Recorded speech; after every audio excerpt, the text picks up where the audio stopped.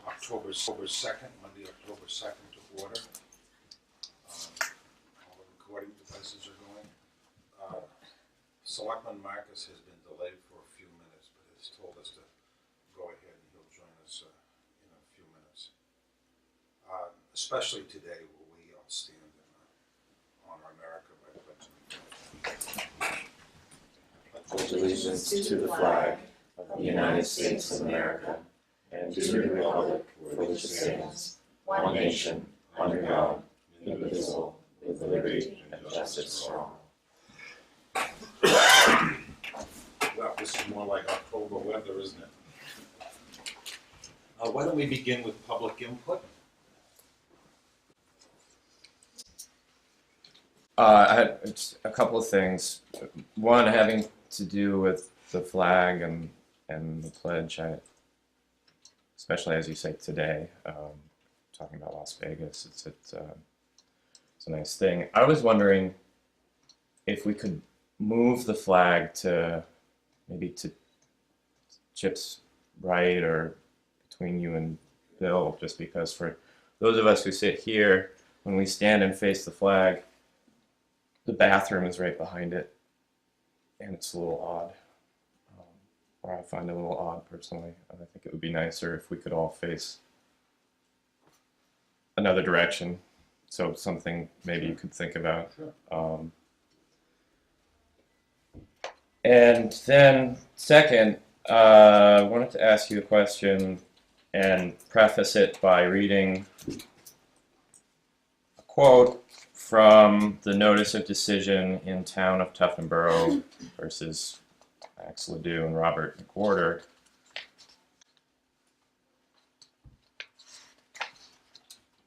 And that quote is, "Other than the time of one or more employees to view and scrub each file, however, there is no cost to produce the records electronically, and the town has stated it does not seek the per-page charge on the basis of employee time.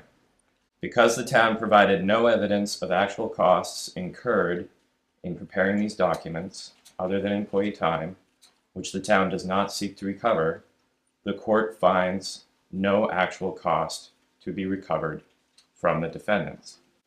So my question is, do you accept the ruling of the court that there is no cost to the town? But we didn't appeal it, did we? So we have accepted it. Yeah, that's through your actions. That's my sense. Right. The reason I'm asking is that your attorney, Richard Sager, is insisting in public on Facebook that in fact there is a considerable expense to the town. And he is trying in public to blame Bob and me for the $20,000 that Bill and Lloyd, and partially Chip, I mean, you weren't responsible for filing the lawsuit, but you were on the board for the end of it. And Sager has said that the court determined, I'm quoting him in public on Facebook, on the Tuftonboro Facebook group. He wrote, "The court determined there is no cost to providing the requested emails, but you were taking that out of context. She wasn't talking about the overall cost like to the town. The judge was saying there is no cost to providing the actual emails to the requesters, like you and Bob." That's false. The reason that you can't charge us a fee is that there's no actual cost to the town.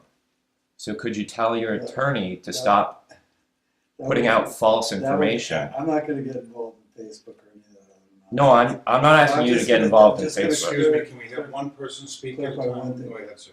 There's no cost to you. There's no cost to the town. I'm going to finish. There's no cost to you. That was the court ruling. That was not the cost. There is an expense in doing it. No, there isn't. Well, then everyone is working for free here? No, we already pay Karen and Diane and everybody else. Okay. We still have expenses. So if Karen's doing your work, for instance, or working on the emails that you requested, she's not doing other work. So there's expense involved in everything we do. There's no cost to it, to you. I think that was what the ruling said.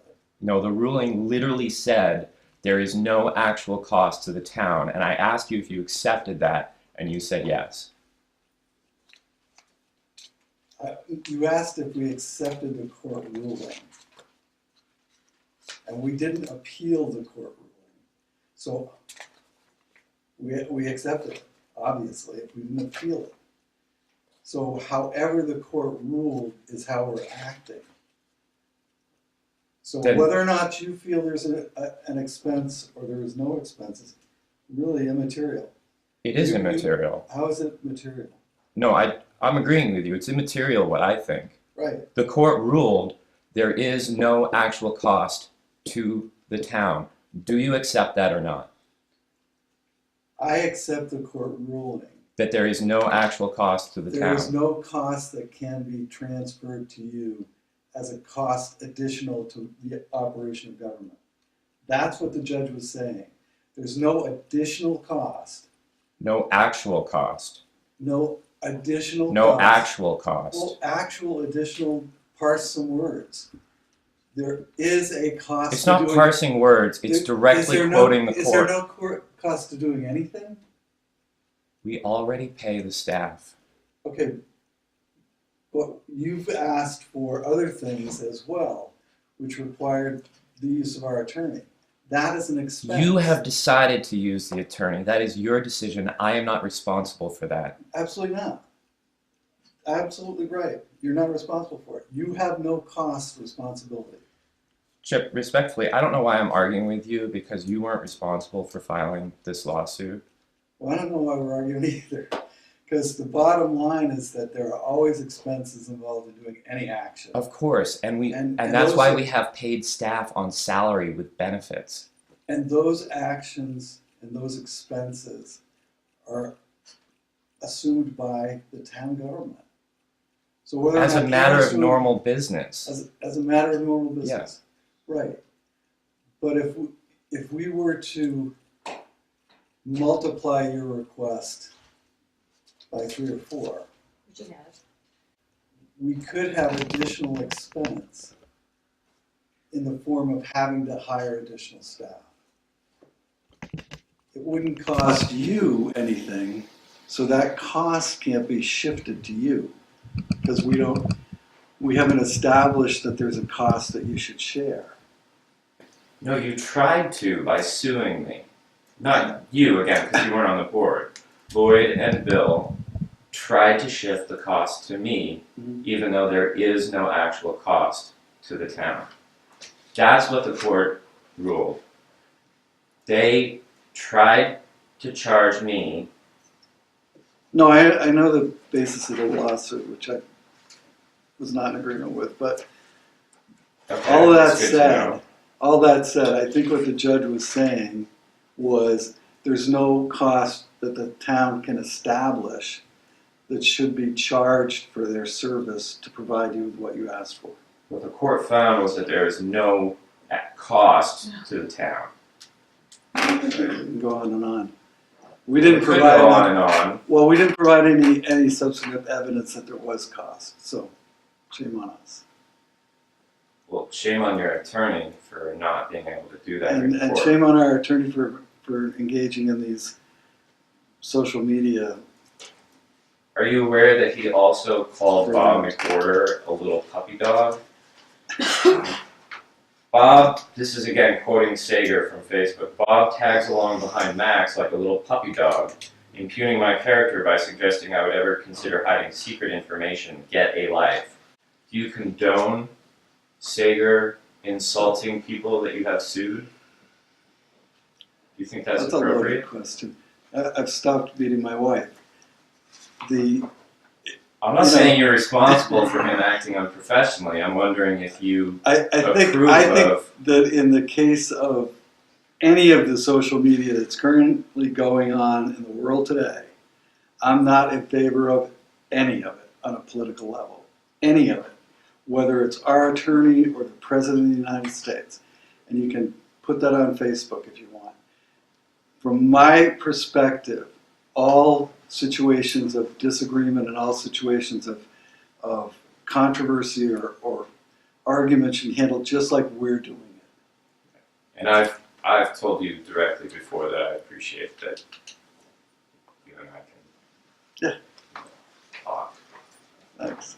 Um, We have no control over his free speech, though, Oh, and he'll do whatever he wants.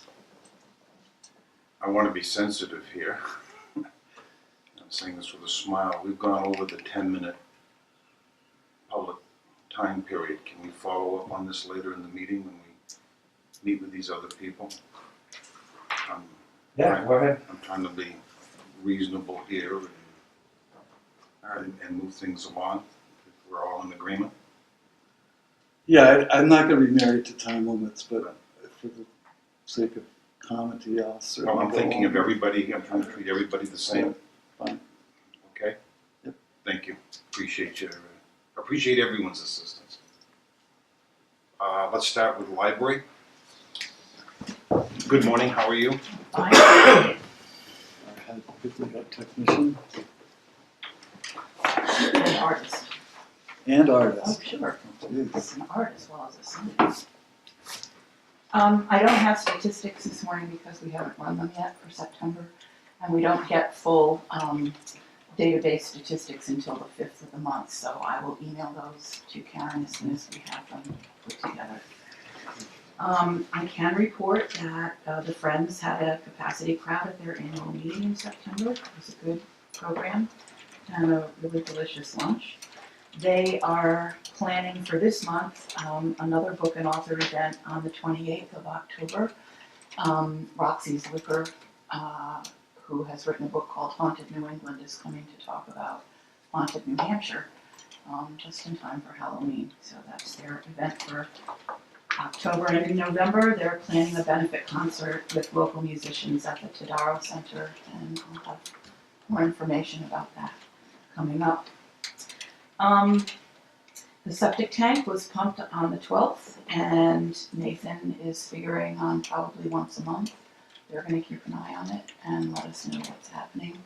We had planned to stay open on it on November 11th, which is a day that's usually a holiday for the library, and we were going to take part in the holiday weekend festival.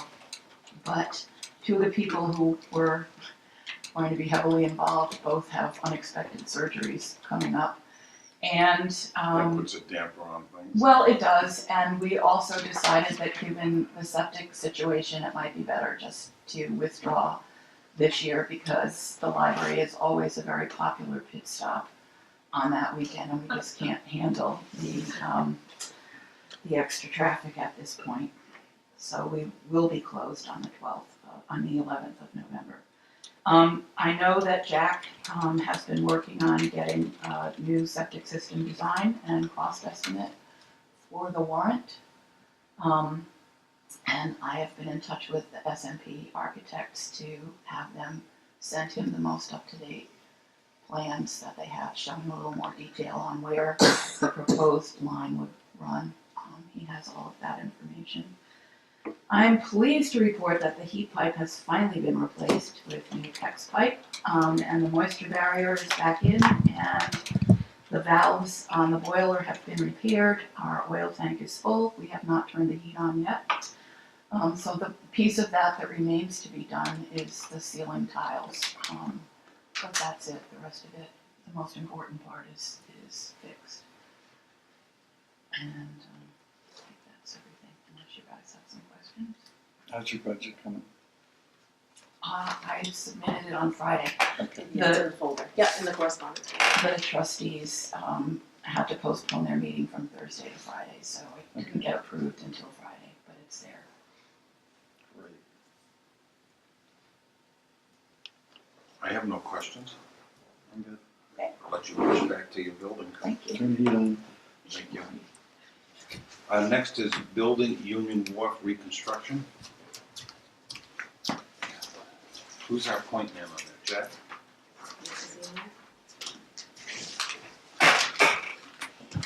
Good morning, sir. How you doing?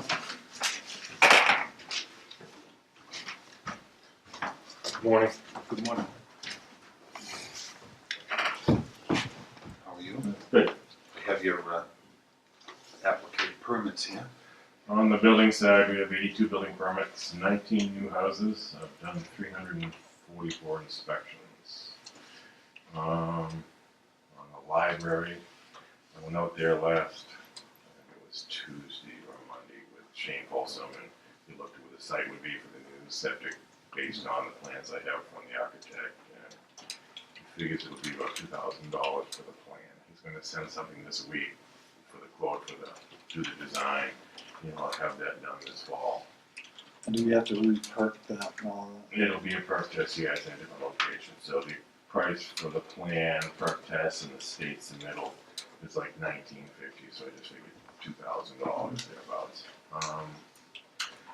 And then we'll get that. We'll have a plan, and then we can get a price on the system. So I'm not going to really know, maybe for budget season, how much it's going to cost because we have to get a price from somebody. Yeah. And then when it gets down and what to bid, but we should be able to get a ballpark from somebody.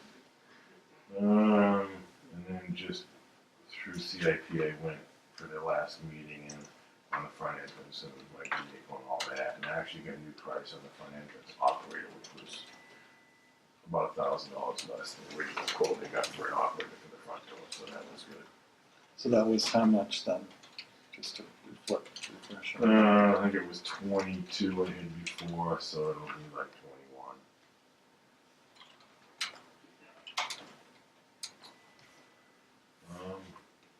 And then on Union Wharf, I don't know if you have the list of questions that was sent from the Yeah, engineer. we do. Yes. And I've been looking into it. I mean, we had a permit for the boat ramp part of that back 2001, 2004. We did get permission from, I think it was Attorney General's office.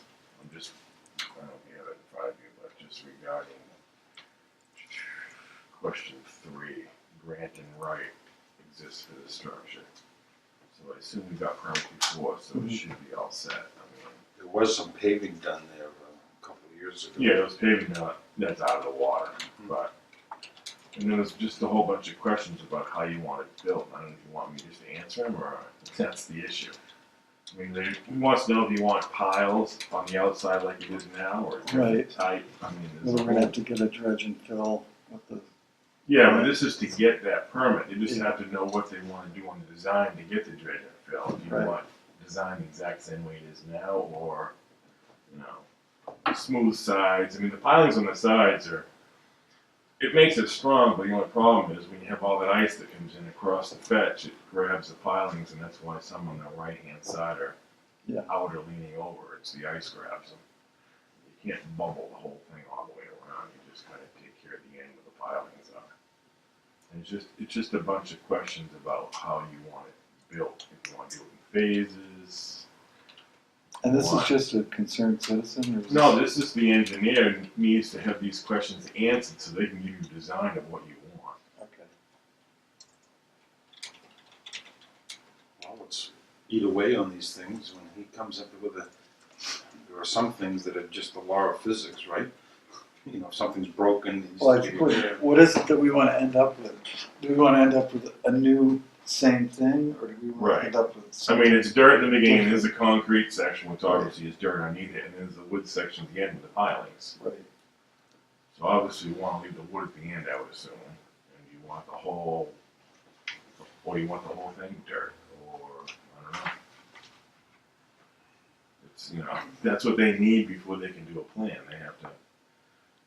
So we need to come up with, what are our continuing uses gonna be? If it's just gonna be the fireboat and the police boat and transient traffic, then the same all over again, probably be fine. And it's just on the right-hand side is very shallow, so it doesn't get use it could be, so that Right. should be dredged when it's No, done. not that I want another meeting, but does it make sense for this gentleman to get as much information as he can? And if we need to sit down at a work session like on a Friday and just focus in on that, that it does involve a couple of other departments. Yeah, I mean, I think we need to sit down probably and have a chat about What you want the end result, what we how you want it to look, Yeah. that's what they're pretty much asking. Right. So, and Bill's not here, so it's difficult to schedule anything, but we can, We'll put that on the schedule. yeah. It's not something that's gotta be done by January 1st or anything like that. Well, it's to get the permit, and Yeah, and if the we wanted money to that do was have, that's what, that money that from the state, I guess, that's what's gonna be used for the permitting and all that, I believe, correct? That grant we got, 70,000. I don't know, is that docks and bridges Yeah, as it well works as with those, highways? yes, yeah, that's Okay. what they want to use, but in order for them to get the plans, they need these special cases. All right, and that's non-lapse, and we just have to figure out Correct. what we're gonna do with it. Okay. So we should probably ask for some public input on it as well. Yep. I mean, although the public doesn't use it as much as they. They could, if they could use the whole right side, but you can't use it because there's no water on the right side, so. And You know, I went back and reviewed a couple notes that I had in years past.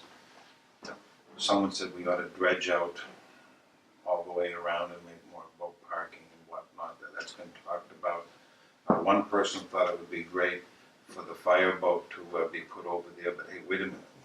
When I listen to the fire chief can talk about this, the boat is right now where it's protected instead of the wind Right. pushing it into the dock and damaging the boat. You know, they have a nice system where they have, so there's a lot of moving parts there. yeah, I'm gonna have to do a survey anyway, because I think. And then they're gonna Sims need a is spot to access it, and obviously to access the water. Right. If they tear the dock out, there's no spot there, so they might have to do it on the other side up by the beach or something, just to Oh, as we work on that, correct. right.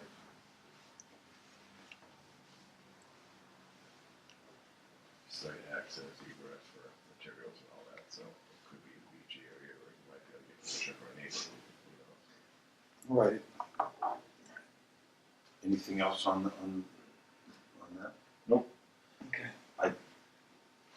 Do you have any input on when the two buildings should be cleaned? I've called them, and they haven't called me back. I called last week to see when they were gonna do this building and the building up on the hill. and Anything we everything can do like to that, help? Again, thank you, you're very vigilant. so, shake another phone call. Anything else for the board? I don't. Chip, you have anything else for him? I'm fine. I just noticed on the minutes you talked about bushes, that must be the parking lot end. Here, no, I think it's right on the. Yes. Near the parking lot, Yes. near the Yeah. south end of the building. And Corey has come in with a Sure. proposal. Okay. That's all. I don't do plants, so. Okay, All right. again, thank you. Yep. We're only 5 minutes behind. Fire department and hazardous mitigation. Hi, chief, how you doing? The information Great that picture to in go the over with him paper. is in the appointment folder. Chief, Right here. great Yeah. picture in the paper. I like your uniform. Yeah. Bill is, You and your guys look sharp. yeah, you look like you're going to sea. Wear the stuff very often. Currently, we've had 164 fire calls, 228 EMS calls, 37 service calls, 21 special details, totaling for 450 calls for the year. Gas furnace inspections 18, oil burner inspections 7, wood and pellet stove 5, life safety 12, or 42. The town's reimbursement paperwork for Category B, emergency protective procedures, made it through the FEMA's first reviews. It has been approved by New Hampshire HSEM. It is now going back to FEMA for the final review. Money, Captain Pike's overtime for 13.5 hours, totaling $695.37, along with the police department's 2.5 hours of overtime, which is included in that number, was okayed. 18 hours of direct administrative costs associated with completing the paperwork for the storm for $694.47 was okayed. Vehicle emergency generator, ATV, use totaled $2,084.16. All will be reimbursable at 85%, and the above will be at 85%. That was $2,952.90. All the work that the firefighters did as far as their time is not reimbursable because we did not go over the allotted amount of money for them. There was no overtime involved in that. Also, my hours for the 14th and 15th is not reimbursable because I am a salaried employee.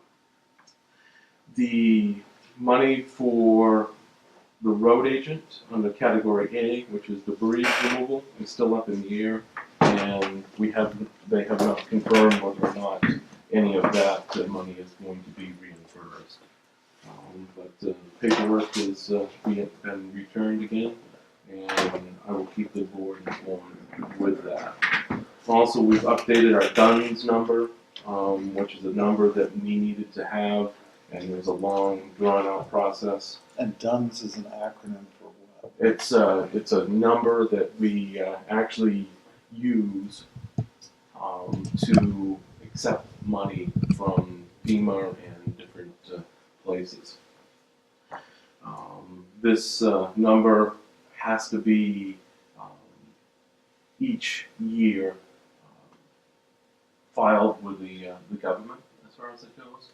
And for the longest time, our number was inactive because we had not been applying for any type of FEMA stuff as far as this goes. But it is back up and running again, and each year from now on, we will just reapply and reapply for the number as far as it goes. The department's 3 Class A pumpers have had their pump testing for the year. Engine 4 needs some pump work as it failed its 5 primer test. All apparatus are currently going through their fall inspections. Boat 1 had some minor engine repairs completed since our last update. 3 members of the department received a unit citation from the New Hampshire and Emergency Medical Service Committee of Merit on September 25th in Concord. That's why I wasn't at the last meeting.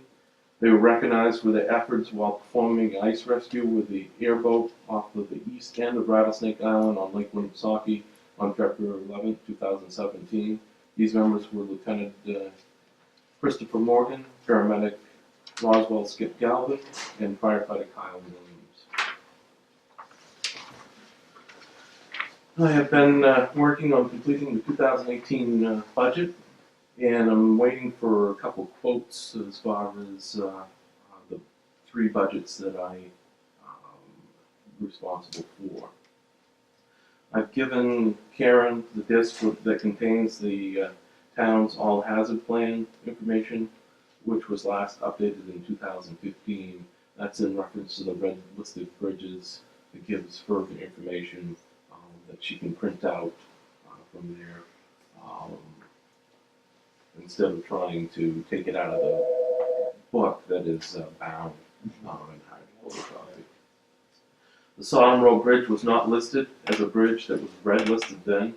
Tuftonboro Neck was, and the new road bridge over the Melbourne River was. Does that listing affect your abilities? Yes. So Yes, I need to be aware of that. Now that the signs are up on Sodom Road Bridge, with the 15 tons, all of our Class A pumpers are well over the 15-ton limit. So we will get that information out to our members, obviously where they have to stop and come in from the other side, as well as our mutual aid partners from different towns that they cannot use that bridge, and make sure that everyone is notified in that case.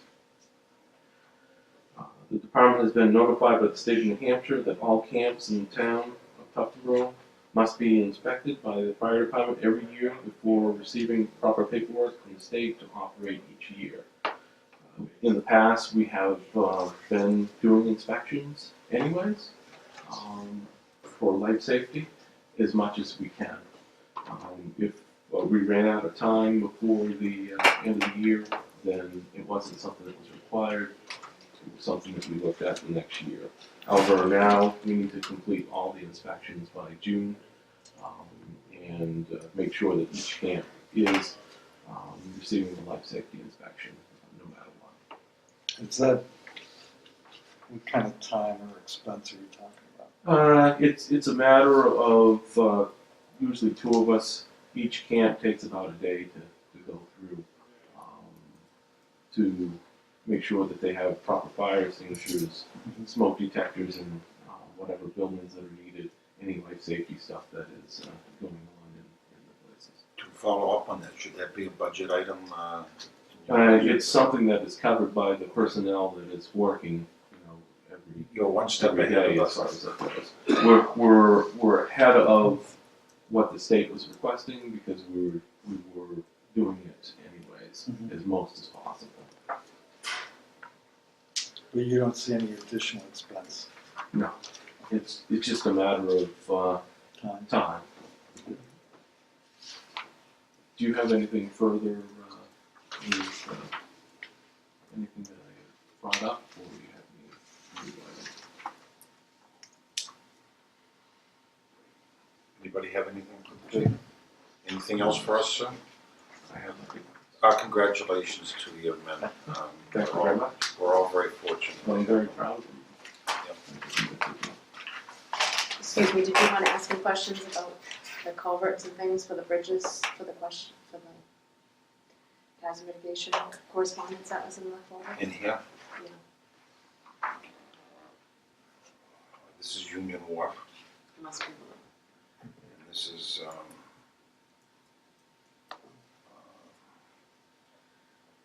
I'm just reading a quote. It says, "Hi Adam, one thing that was failed to mention was checking these items for town road mitigation plan. Is there sufficient backup data available to document culverts, road drainage, bank stabilizations, etc. as hazards?" So which would have nothing to do with myself. I would have no. Oh, right, that's what it says. I would have no. This is from whom? Chris Fournier? Well, that was from me, too. That's the LRPG Yeah. survey? HEB. So that's why I provided the red listed information on the all hazards plan. That's everything that I would have. Any cost associated with which is probably a good thing that we go into this a little bit further because I do have a question in reference to a couple things for emergency management. Any cost that was associated with fixing bridges, culverts, all of that stuff would be Jim Bean. He would have all of that information in past records and things. For future reference, however, if we run into another storm that we have had in the past, is there a spot that you want to look at in the emergency management budget to put different repairs as far as road washouts and all of that different stuff so that it's in a category of its own and it's not being taken out of the road agent's budget as far as general operating costs? Or do we want to leave it as it is and go from there? I have two thoughts. First of all, as I was going by the station last night at 7:30, the midnight, the lights were on in your office, and in our talks, FEMA, you spent a few hours, and that's an understatement. I look to you as to what you recommend because you've kind of been the point man dealing directly with FEMA and whatnot. Well, I feel that during this whole thing, we did not have a good idea of what was actually used on the emergency side of things, as far as the recovery of the brush and all that different stuff. It was all kind of like intermingled, and there was quite a process to go through to select that all out. If it was separated out, and we did a process to make sure that was looked at properly each storm, each occurrence that something like that happened would be easier with the paperwork that we did. And the money would be coming out of something, and you could keep an eye on what was actually used for emergency-wise versus, whether it was snow plowing or something else that had gone on. But that's one more budget thing that we would have to face. What is the board's thought? How often have we seen that kind of activity? Well, we had Stella, Right. and then sometime towards July, they did like $30,000 worth of filling washouts, culvert things because of another storm. But in that particular case, Carroll County was not even recognized because there wasn't enough cost associated with our area versus towards Sugar Hill and those different areas which were recognized. But we actually apparently spent more money in that particular section than we did with Stella with the cleanup type of thing. So that would give you I'm thinking back to previous years. it all depends on the year as far as how badly we get hit with storms. Since you've been on the fire department, I think it's maybe every 5 or 6 years we had the ice storm of '98 or something. We've had a couple tornadoes, Wind- mostly it's Microbursts. wind shears, microbursts, and things like that. A couple of years ago, I remember out on the islands, we got hit with buildings that were collapsed and whatnot. So, we seem to about every 5 to 10 years have a significant. I mean, it's not every year we've dealt with whatever we needed, but Yeah, I guess I'm just a little ambivalent about putting another line item in the budget that's accessible for, I mean, where do we draw the line on the Right. occurrence? If FEMA isn't gonna reimburse us for an occurrence, then is it just something that we should have taken care of on our own anyway? And then who decides whether or not the rainstorm of March was significant enough to dip into an extraordinary Right. fund? Right. So I think it would take a lot of work to try to figure out how to control it, so it just didn't become another area for another highway budget, and we're just gonna call snowstorms over 6 inches a disaster. I mean, Yes. we gotta be careful about. Well, you got two separate related issues with another line item. Putting an account in there to accumulate these things is, can be helpful as long as we're putting making the right charges into that line. Right. But in terms of budgeting for that, how do you know it may be just a zero budget line that you put in there as a place to accumulate it, because there's no way What was the placeholder? that you can predict Estimate those kind of the costs are. Right. Right, so, budgeting money for that would be a difficult thing to do. Right. And Having a line to put it into is easy to add, but then you come back to, is it being used precisely for the kind of costs that we want to go into there, or are they infrequent enough that when we get into a situation where there might be FEMA money available, we can just bite the bullet and say, all the detail is there in the normal accounts that they're charged to, it's just a matter of going in and pulling it out. which I have no problem with, but where I'm in the process of finishing the emergency management budget, I didn't want to. How come you didn't look at this? I mean, I guess and there was some interesting talk about designated reserve funds at the meeting we went to. And we could actually establish a fund that was just for these purposes. But it still takes a lot of management, and if you have the fund available does that make the effort to get reimbursed by FEMA less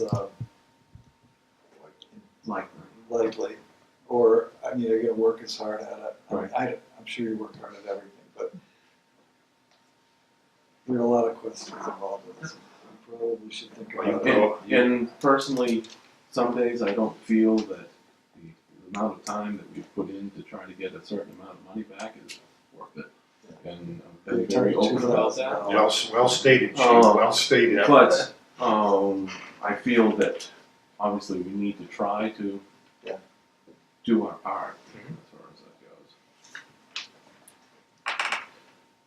One more question for you. On the same topic, HEB put in some paperwork in there asking if you wanted them to do a proposal for the Sodom Road repair so the weight limit could be lifted. And I believe you tabled it last meeting. We were gonna ask Adam about it. Well, we were gonna ask him if it impacted the fire department. which he Oh, said okay. it did. Okay, so that was, was tabled, Right. for further discussion. I don't know if that's Right. something you want to discuss. So now, there's a but- temporary repair that can be done to. What HEB has suggested is they could put a proposal together for us for a repair to the bridge, to bring it up to normal weight limit. And what we're gonna end up with from them is, for X number of dollars, your bridge can be fixed, not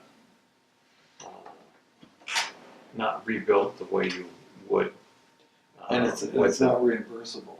That's So this is right. just a repair until it gets on the bridge or it gets put up. on the bridge. 2025 or 2026, whichever. So this money is just a stopgap measure, which could, I thought the number I was hearing was $80,000, but maybe that was some other number, but I thought. Now, as far as bridges wise, where that one got reduced, how bad is Tuftonboro Neck compared to that?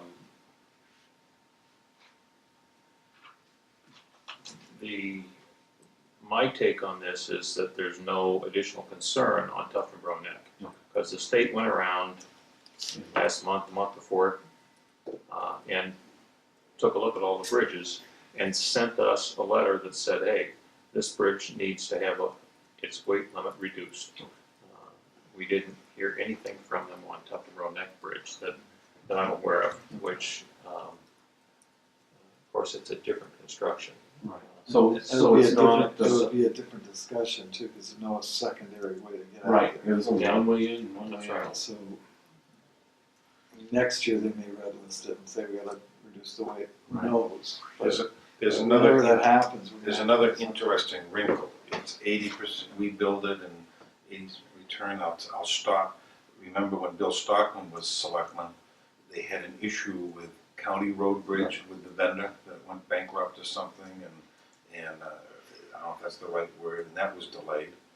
And then High Street, the state said, if I remember correctly, we'd rather do it ourselves, and they came at $35,000 over cost. And 8 years ago, the bridge into the trailer park was to be redone. That's a special, very unique rock structure, and guess what? It never has been done, type thing. And now we bump into these two projects here, and he's, I don't want to say been on their case, but he's been vigilant. Gee, we're willing to do it a little bit earlier. How about before 2025, getting to it? Oh no. And last year, the money was cut out of bridges altogether for the state. They re-put it back in this. So dealing with FEMA, that there's a lot of balls in the air here. No, I'm assuming that that is more of a bridge than a culvert, like down in Tuftonboro Neck. Yeah, I mean, Tuftonboro Neck's just a big culvert. And that's not to say that there isn't some deterioration going on, but what we have going on the Sodom Road Bridge is that the concrete is actually Spoiling. breaking down on the end where it rests on the support, and that's what's causing the concern.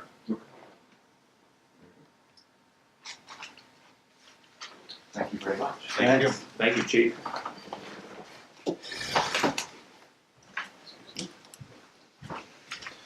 Next will be transfer station. Well, Welcome back, sir. Morning. How's everything in Florida? Outstanding. Got spoiled with the, Was your family affected much, or did they just move out? no, he evacuated inland a little bit, so he spent the storm with his boss, and they lost power for 4 or 5 days, but nothing Well, they're major. trying to catch up with us and no one. Well, do you have another copy? Do you have 2 copies or you have? You need that one? Yeah, I'll give it to you. Thank you. Go ahead and sign it wherever you want. The monthly total for September, we had 9 solid waste compactors and 13 C&D containers. So there is no let up on the higher rate of activity for Sandy. We're still pushing it through. We did ship out one load of scrap metal. I don't have the weight yet or the exact revenue. I'm guessing it's going to be around $650. We're up about $20 a ton on the price of scrap metal, which is one of the few things that have gone up. So it's good for us. We sent out 3 30-yard plastic containers, which is down a little bit, and we'll start complying on sending those out. So we're right about on track as we were last year with plastic. Total revenue at the end of September is approximately $78,027. This is $25,000 higher than the same time last year. 2 major contributors to that was the aluminum shipment we had, and also more construction debris revenue. I have submitted before I left, the 2018 budget. I have it all set to go, so whenever you want to review, I'm prepared to do that. With the one caveat is obviously we're doing this fairly early. There are a couple things that will affect, may have to modify a couple lines in the budget before the end of the year. One in particular that I know of already is the people that do the landfill monitoring. Because of this new PFAS sampling requirement, they put in a proposal that you all approved to the state. Looks like the state's accepted that proposal, or is in the process of accepting that proposal. And they currently have a letter to you, our Stantec rep has a letter to you with a proposal which I recommend approving. It's going to increase the price in next year's budget line from what we already had established by an additional $3,200. It'll be a grand total of $12,600 on the line versus what we have. I don't want to make any changes until we actually do this, but part of that's going to be for work that's actually done in November, but not going to be billed until next year. It's going to be a one-time. It takes a while for it to be tested and go through the. They have to go through the testing. They have to get all the analysis, the cost of doing all that, and it takes them a couple months to get the bills together. Now, the gentleman is from Tuftonboro who works for this company, right, Dave? Dave, all one. And I know that this company speaks DES. Yes, Because they've done very good for us, and they've been very. would you please continue the following? It took you 2 years to encourage the corporate headquarters back in Canada Right. to get us the bill in the calendar year. Right. You remember, and you worked very vigilantly on that and didn't lose your cool. Right. Can you reinforce that with them? Yeah, and I'd like to, I'll read you what it said. Work conducted on this contract we build at a time, obviously flexible because it's a last minute thing, and they want to get it done this fall. And he's basically apologetic for the fact that we won't have that increase in the bill until next year. The work for this project will be built no later than December 21st, 2018, so as to be completed within the town's calendar year fiscal cycle. So he's already back on stating that they will get it in the. It's a minor point in the contract, but Exactly. It affects budgeting. Yeah, I was adamant about that, because you can't budget. You know, you look at facing the, you know, for an emergency, you can't predict and you can't budget, so. But he's been very flexible, and so that will have an impact on the budget. And there may be you know, one or two other bumps, a little bit. If construction debris goes even higher, we may bump a little bit more on that, but than what I've recommended in the proposal. But I'll explain all that in detail when we sit down and go through the budget, the specific budget proposal. I also submitted 4 CIP entries as requested before I went on vacation. One for the cable for 2018, which is next year. It's the only one that will take effect for next year. We are still in deliberations with Spectrum. Lloyd and I are meeting with the Spectrum rep tomorrow at 10 o'clock. So they have come forward with a pretty specific number, and we'll see how much of that number they're willing to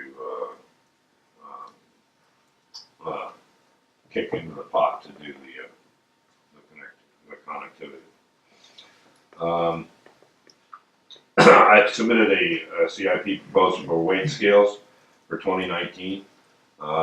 For the initial look at it, I have information back from NRA and New Hampshire the Beautiful. They're willing to put in up to $5,000 in the grant money for weight scales. There's a lot of advantages to having weight scales, and most of the transfer stations that are experiencing the same thing have come to the same conclusion and have put in weight scales. And you have a contact in Auburn, right? Yes. Well, one of the guys that works for us here is Extended family. Extended family is a secretary for one of the scale providers. I used to live in Auburn, and I recognize the name of that company. But there's a couple of companies, Fairbanks Scales, and that company down in Mass. So, you know, we'll get the specific information, but I just wanted to get it on a placemat for future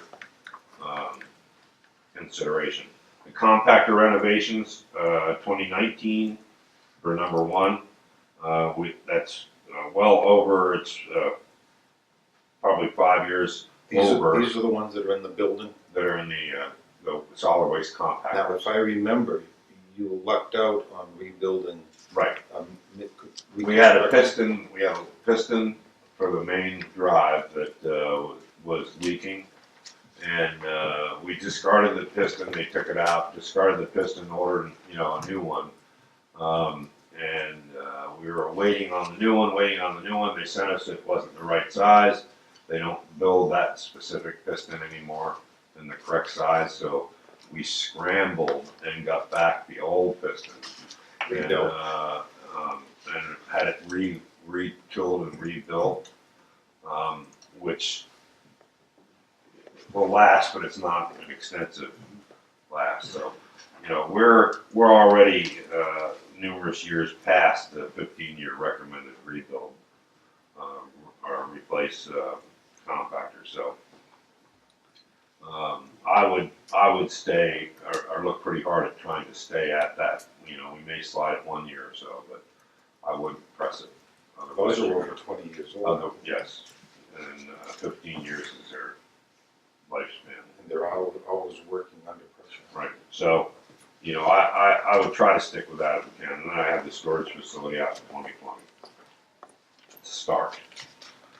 That's assuming that the other buildings are somewhat wrapped up by 2020. I have a meeting with the CIP on Wednesday, and I'll discuss in detail the cable one, and then basically what's already in the books for the rest of that's it. The other thing I have is that the new hazardous waste program, he's given us a draft of the increase in the price, and I think it went up $40, $49 Is this for next year? for next year. So Did the poster you had makeup work well? I've heard positive it comments. worked very well. There was a little bit of newness and mistakes made, because when you say the town garage, a lot of people misinterpret what the state garage is and what the town garage is. So we had people going to the Milfoil state garage down by the entrance to their dump facility, our transfer station facility, and at Ospey, we had them going over to east of Ospey versus into the center of Ospey there. So, I followed up. They but they still eventually found the right place. they still could use the 6 dates in Wolfboro. Wolfboro, yeah. I know of 6 people that went there and just paid by the weight, and there was none of this ticket business and, Right. and whatever. Any questions for Clay? So, if you have a question on your weight scale project submission, you put Okay. it in for 2019, Correct.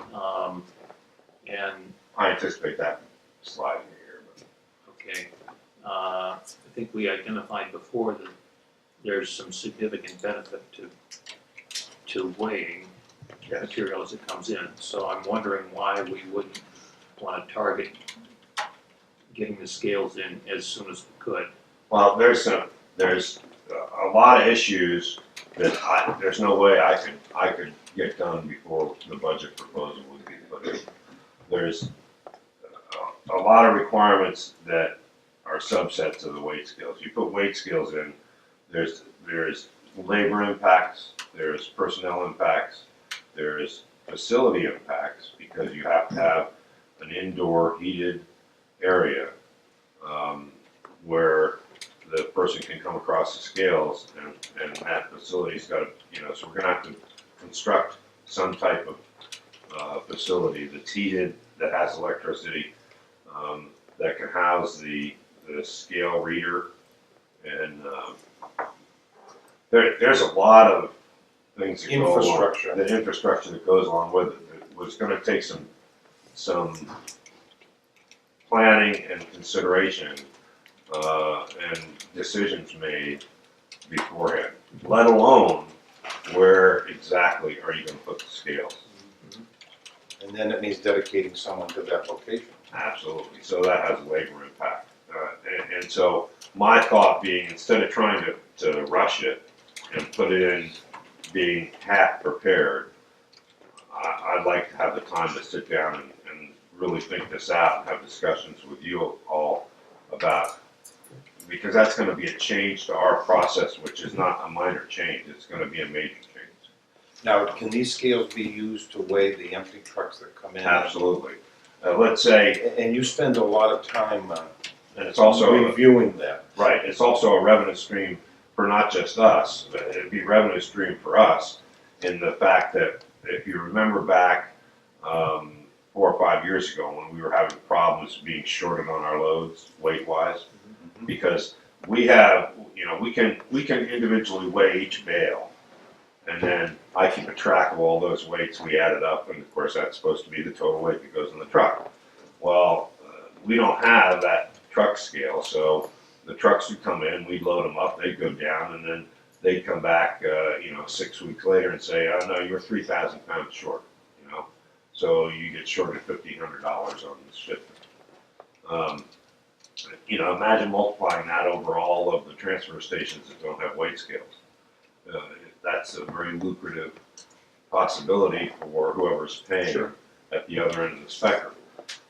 So what I started doing, which is what led to the downfall with Empire, and we were one of the first people that fired them, was I said, okay, I want an independent scale reading.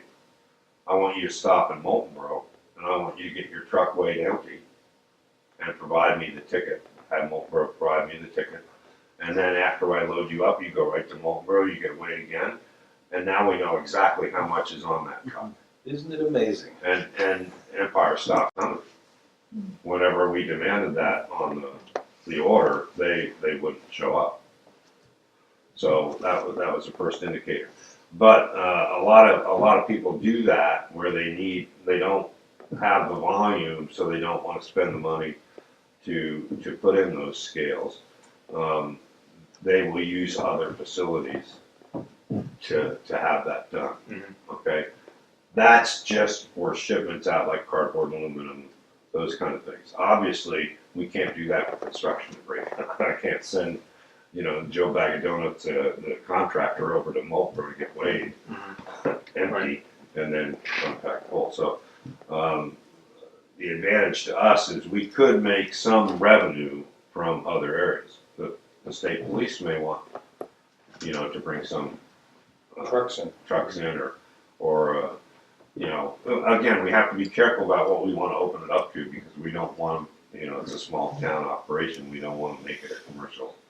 Well, the other thing is, we're open for limited hours. So Correct. somebody is looking for a truck scale, ideally 24-hour scales are what they need. Right. Because the guy's coming through at 3 o'clock in the morning, he's gonna get his weight, that Right. sort of thing. And Well, when I did the shipments, I requested the pickups on the days that Miltonboro was Right. open. Right. So I could get the. yeah, but in terms of a general truck scale. Yes.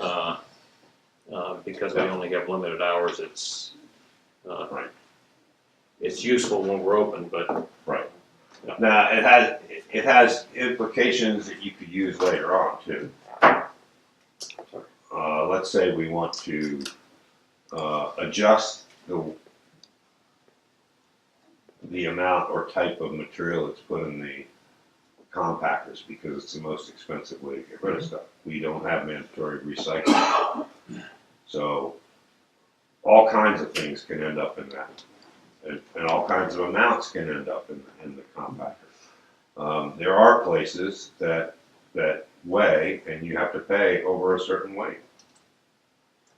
If you come in and you have 400 pounds of material, let's say they give you the first 40 pounds or 50 pounds of material. Drive across the scale. Well, here's where all I'm saying is that's not what we want to look at, but the possibilities are available. one of the things that your people have very nicely done, especially the per diem ones, is when people come in, they don't sit there and rattle off the statistics, but they ask the people, can they take their 6 packs of glass down and put in glass? Now, Right. it's $1.35 to throw it away in the compactor, and it doesn't compact. Right. It's $85 a ton for you to haul it off, and oh, by the way, the roadage, you can get 14 yards of it back. So, Right. and here's where your staff has worked. They're not the police, and they're not at war with these people, but they're changing the Well, culture. yeah, you also realize who you can, Yes. you get to know everybody, so it's, who you can say stuff to and who's gonna get upset with you. You know what I'm saying? So, we promoted it all opportunities, but all I'm saying is it gives you a lot of flexibility and things you can do in the future. Wolfboro doesn't have scales. No. They have brought stuff to us numerous times to weigh on our pallet scale.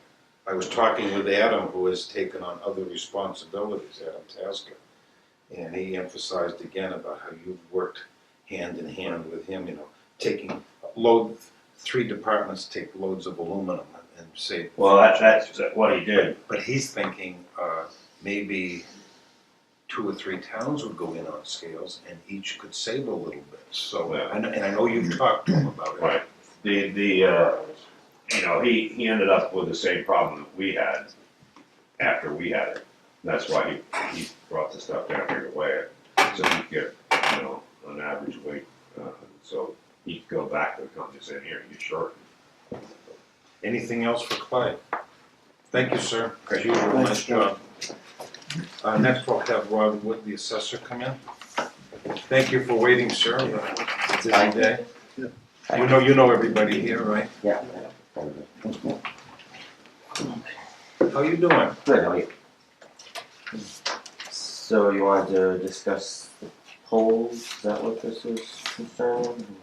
I'm not sure, pole utility values.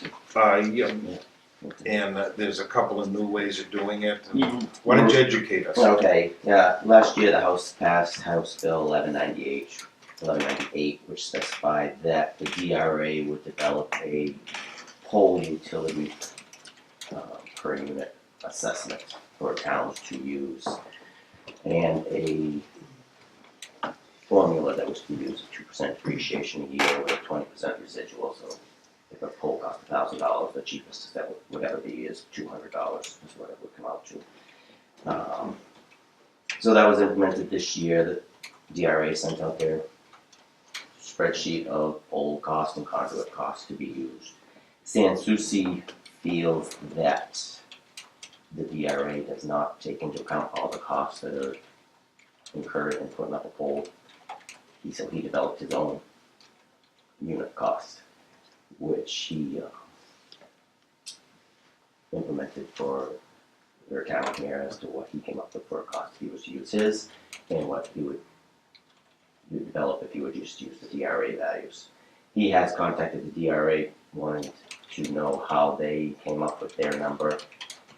As of the date of his letter, he had not received any information to back up their number. So he left it up to the towns to decide, do you want to use my value or do you want to use the DRA value? It's about a $700,000 difference in valuation. So,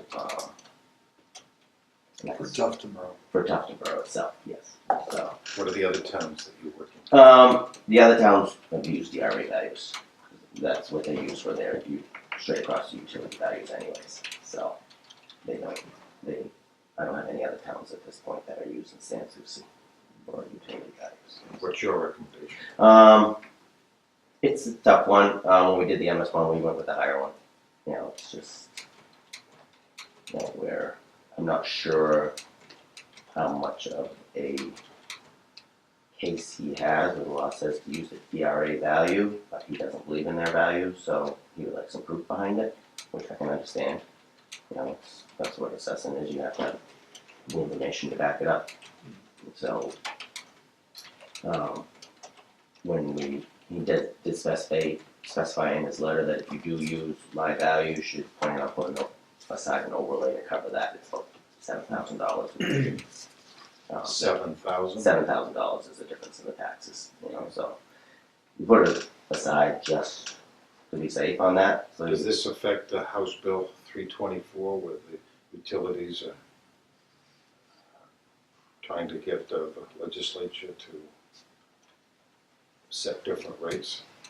No, that is what, Are you that's familiar for with that the, bill? no, that's separate from this one. Okay. That's one on utility value, you know, straight across utility values, what method that they're going to use to develop those. And that's mostly because the DRA comes out with much lower values than your independent contractors like Sanssouci. So, of course, the utilities would like to have the cheaper value. Now, the difference in anticipated income between your recommendation and Sanssouci's recommendation is how much difference in tax dollars? It's about $7,000 a Difference. year. In That's tax just, revenue. In and tax that's revenue. just the pole. That's just the polls. That's the only part that's in question here. So, So is there a need to be consistent if we're gonna use a different method for the substations? right, it's, you know, Is it's, there gonna be, I'm sure the utilities are gonna question why you have a much higher value than what they would have calculated with the DRA value.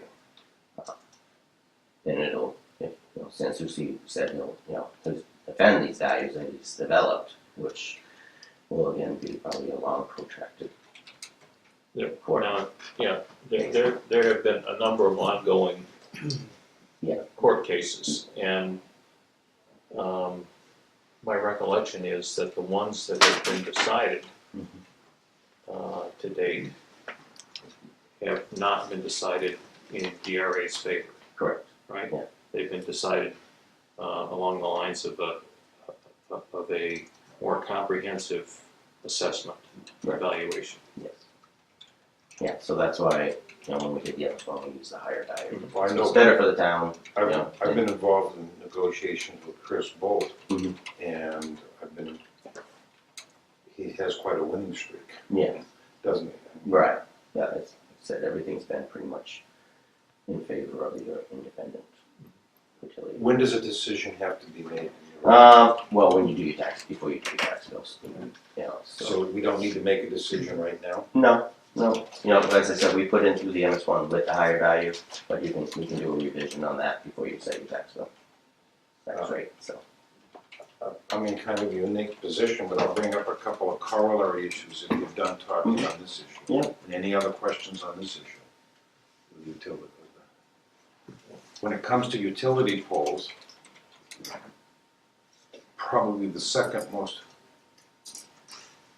substantive comment I get is, why is this pole here broken and repaired and this one right here? Mhm. Boy, it's unsafe. When I go back quietly to my contacts, it's, the utility company says that's not a danger. Mhm. They'll fix it and make it aesthetically nice when they get to it. Yeah. And I know from my family's experience, sometimes it takes 5 to 6 years for all 3 utilities. This pole gets moved away from the building, Mhm. the company that they start at the top, and I mean, you can't yell, scream, shoot guns in the air, be Mhm. demonstrative, but you know, it's pretty frustrating. The other thing is we probably have about 7 truckloads of logs just dumped over the stone walls. Yeah. You and I've talked about this, and it's been shared with me that it's the utility company's responsibility to pick those up. You're talking about when they're doing the line clearing, Yes. things like that, yeah. And during a storm, I understand, hey, during a storm, make repairs, get on to the next one like that. It has nothing to do with this, but I get a little bit frustrated at times that we talk about utilities. When are we gonna talk about it? Mhm. So, first of all, do other towns have this problem in your experience? Yeah, I think Am it's I a common preaching, am I thing. preaching to the choir? Well, yeah, that's a common thing that, you know, towns have, you know, those, but lots of times it's the owners go out and say, I would like to have those logs, because they want it for the firewood or whatever, and most often, we do see that they do get picked up by somebody for firewood, if they're firewood quality. I've checked on this Fine. individually, and people go out and do pick up firewood. Mhm. I'm talking logs almost the size of this table. Right, yeah, there are some that are And really there's no big. Paul Bunyan's in Yeah. town that are doing it. Right, yeah, I know of one house, and you know of one, where the guy has tacked signs on it, Mhm. and he's exercising his rights. yeah. Is that a nice way of putting it? Yeah. But, and whatever, I'm talking about things that are on the stone wall, Mhm. interfere with stone, snow removal, interfere with his mowing, Right, yeah, it's things like that, that, aren't aesthetically nice, Mhm. and there's no ways that yeah, I'm not sure. people even have the equipment to move them, so. Yeah. Okay, so those are 2 issues that I hear about all the time. Yeah. Thank you for listening.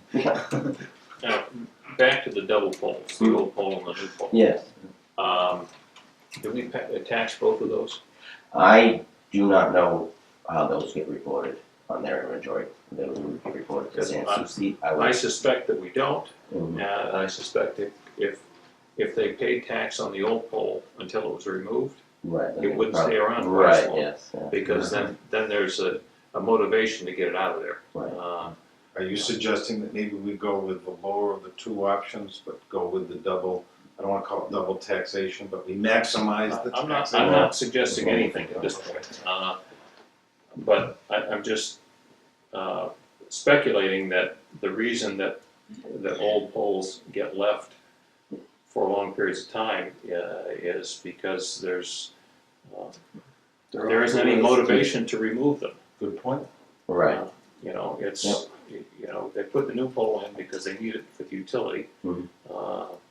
And the secondary utilities, the cable and the telephone, that can hang off the old pole for forever, you know. And even when they're all removed, a lot of times you see part of the old pole still there. So there isn't any benefit. There's costs incurred in removing the pole. The utility has no direct benefit to removing it because they're not paying I suspect they're not paying tax on the old pole as well as the new pole. Yeah, I'm not sure what the requirements were when the state set up this law that they have to report their poles to. Could you research that for I us? can try to find out, see if there's any way we can find out what that And is. anything else you have for us? No, everything else is going good, everything else is pretty quiet, market's improving in town, Yeah. so it's, Do we have anything for our assessor? No. You know, no issues seem to be a compliment, Yeah. things get handled. yeah, things are going pretty I good. know the few people said they've made appointments to come in and see you, have said, you know, you're a guy who listens and tries to resolve the issues, so. Try. Now, how many years have you been in Tuftonboro? This is, be going on my 7th year. in January. Almost a native. Yeah. Can I ask the board that we put this on our agenda for our next meeting, for maybe a decision? It gives an opportunity for public to Tax rate? respond. Yeah. Sure. Yeah, on the valuation, Yeah. yeah. Valuations. Yeah. Sure.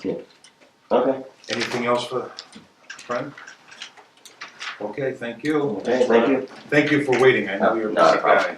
guy. have a good day. Next is Highway. I know you. How you doing? Thank you for waiting, sir. Happy October. Yes. So we did actually, thanks to the fire department, we got a new carbon monoxide detector for the highway garage. That worked out good. I thank them for that.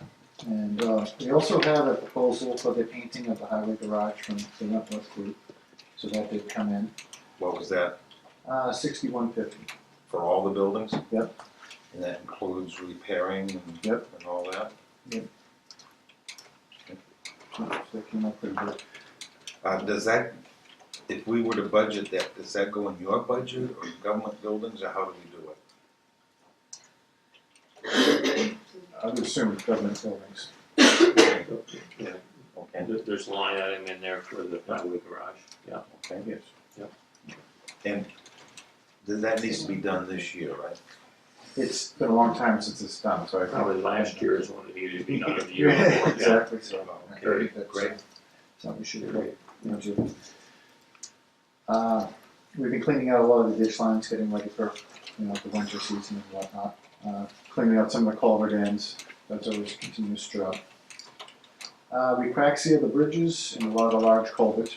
We crack seal over them just to prevent any water going through them. It'd be nice to do all the roads and stuff, but I think it's a waste of time and money to do all the roads. We're just gonna do the ones that are newest. That's what I was taught in the crack sealing class that I took. So we've done a few of the roads as well. We installed some of the signs on Lang Pond, as well as the Sodom Road bridge limit, weight limit that we have for the road now. We completed the graveling on the road edge of Union Wharf. The Japanese knotweed was sprayed last week What areas were done? for the knotweed. Yes. Off the top of my head, we had some on Brown, Durgin, Elmwood, Transfer Center, Melbourne, Sodom Road. Durgin. I can give you a complete list if you'd like. You said transfer? Yeah, Transfer Center. And you worked with conservation on Sodom Road? I did talk with them. We're not ready to spray at this point, only because we need to get access in there to get a truck in through there. Probably be a next year project at this point. It seemed some of these areas are the second year in a row, and it's just follow-up. And I've watched what you've done, Wolfboro has done, and the state has done, and it seems you've hit the nail right on the head, because you only have, a 3-week window when the stuff is blooming. Yep. And whatever. So are you pleased? I think it helped tremendously from spraying from last year to this year. It knocked it down quite a bit. Yes. But it absolutely needed a second spraying. The other thing I noticed is when your guy was able to mow, you had him, and thank you, don't mow and cut it down.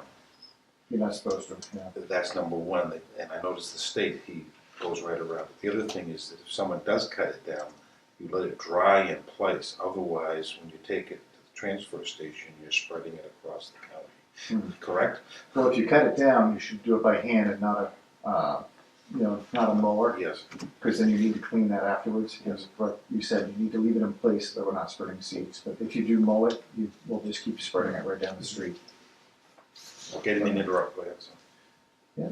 Then last, we took in the swim lines and put them away for the season.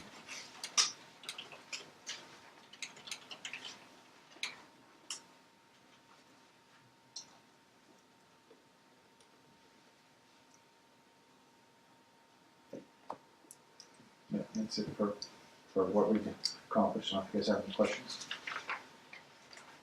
Want me to go first? Go ahead. I've had a couple people tell me to pass on the following information to you. The beaver population seems to be returning in two different places on Mirror Lake. One back toward Wolfboro, from Lane Pond Road, Okay. and another one somewhere between, this wasn't clear, between the boat launch and the river that goes past the church. We know what it is. The outlet from. Yeah. Outlet. Do you still have money in your budget, or? Well, we're getting down there. Yeah. Now, do you have a vendor that you will go out and look at it for you, or? Mhm. No, yeah. Who's that? We use Lloyd. Okay. He seems to have. He's great. He seems to know where all the lily pads are. So when he goes out there. He's So. done by far the best job we've ever had. So. And I remember your comment is that when you take one out, a couple show up for the funerals. But Yeah. Here is where you've worked with the committee. I mean, we took a dump truck load of material docks that they pulled out of and cement blocks that they pulled out, and we got a couple volunteers that are keeping an eye on that, so stuff isn't being thrown in the channel. And thank you for your help on that. No problem. I'll just go through my list here.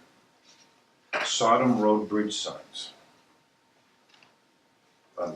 I noticed that we got 5 different bridge weight limit for 15 ton. Did we use all of them, or are they extra? We don't have any extra. We did use 5 signs. Mm-hmm. 3 of them. We had one at each end of Sodom, one at the end of New Road, and then one on each side of the bridge itself. Now, at the end of Sodom, that's to alert people there's a bridge ahead. Correct. That was a concern I had, and I talked to you briefly about it. Being a former truck driver, I'm concerned, you as truck driver, you start down Sodom Road, all of a sudden you get to that bridge. Mm. How do you turn around? Probably go over it. Right. Now, does the 15 ton weight limit affect your snow plows? It would on the big truck, but I think we're all good on the rest of them. Okay. The other thing is, I listen to truck drivers, that bridge I think is 27 feet long, isn't it? Or something like that. Sounds. And I'm listening to them over coffee and they don't know who I am. Well, that's easy. We can beat that, because when we drive over, the front wheels are off before the rear wheels come on. That's not my understanding. The law of physics is. It's not how it works now. I've also asked the police chief how we plan to enforce that. I don't know if it can be. The fire chief, already is going with his mutual aid companies to. We did the same thing on High Street and County Road when those bridges were out. So it's not his first rodeo. But there's a lot to it, isn't there? Yes. Yep. Yeah, I think it's just a matter of getting the word out to everybody and once everybody knows. Okay. Hopefully they'll follow. I'll ask the board this. Is it appropriate for us to craft a notice to be put in the paper? I mean, I'm just thinking of people who are in business. It's just courtesy to encourage them to be safe. There's a cost, but what does the board think? So do we post the end of Sodom Road? Yes, both ends have been posted. It certainly may make sense to put a notice on the town's website about the reduced weight limit on that bridge. And we, certainly when you post the roads for reduced limit, we always put that up on the website for spring thaw. But I'm just thinking in terms of getting word out. And I wonder how many people the notice in the paper actually reaches anymore. I mean, we notice things in the paper as required by law. And I'm not suggesting that you don't put something in the paper because not very many people read it, but in general, readership on papers is I don't remember the papers here today, so yeah, be careful. yeah. She's an independent contractor. Community papers are a little different category. Yeah. So anyway, just wondering Well, about. one of the How things does it get on Google Earth? I mean, that's One of the things I was thinking of is, I forget the number that the bridge is at, but let's say it's at 220 Sodom Road. I'm thinking oil truck delivery people. If there was something at either end of the road or in the newspaper or on the website, that in other words were reasonable, saying, just want you to know there's a limit on bridge at 220, that allows the people who want to listen, no, oh, I've got to come in the other end or whatever. I'm just thinking of you as a truck driver, so. Maybe some phone calls around just to help spread the word wouldn't be a bad idea. I could probably spend an hour or two and alert some of the little I do like companies. the idea of the website there. Yeah. Okay, so website and few phone calls. Yeah. Our next item is the 10-wheeler, the dump body was a used body that was put on it. Yes. I have talked to different towns, I've talked to people who are in the business. I've come up with the name of the vendor that's considered excellent to do that. It's Fletcher's and Epsom. Seen them on TV, yeah? I actually saw a couple trucks that have been done by for other towns and for private people. I have a phone number. I'm going to ask you, could you get a written estimate for the 2018 budget? Now, that's a nice truck. It needs the preventive maintenance. Let's do it now. I agree. I'm talking to people who paint, and I didn't realize there's so much science in paint. An overcast day, there's moisture, there's flash, rusting and whatnot, and I'll give you that information, okay? Thank you. You know, that's $100,000, or actually $200,000 investment there, and I've taken good care of it. I have a couple of other things, but I'll let you folks speak. Go for it.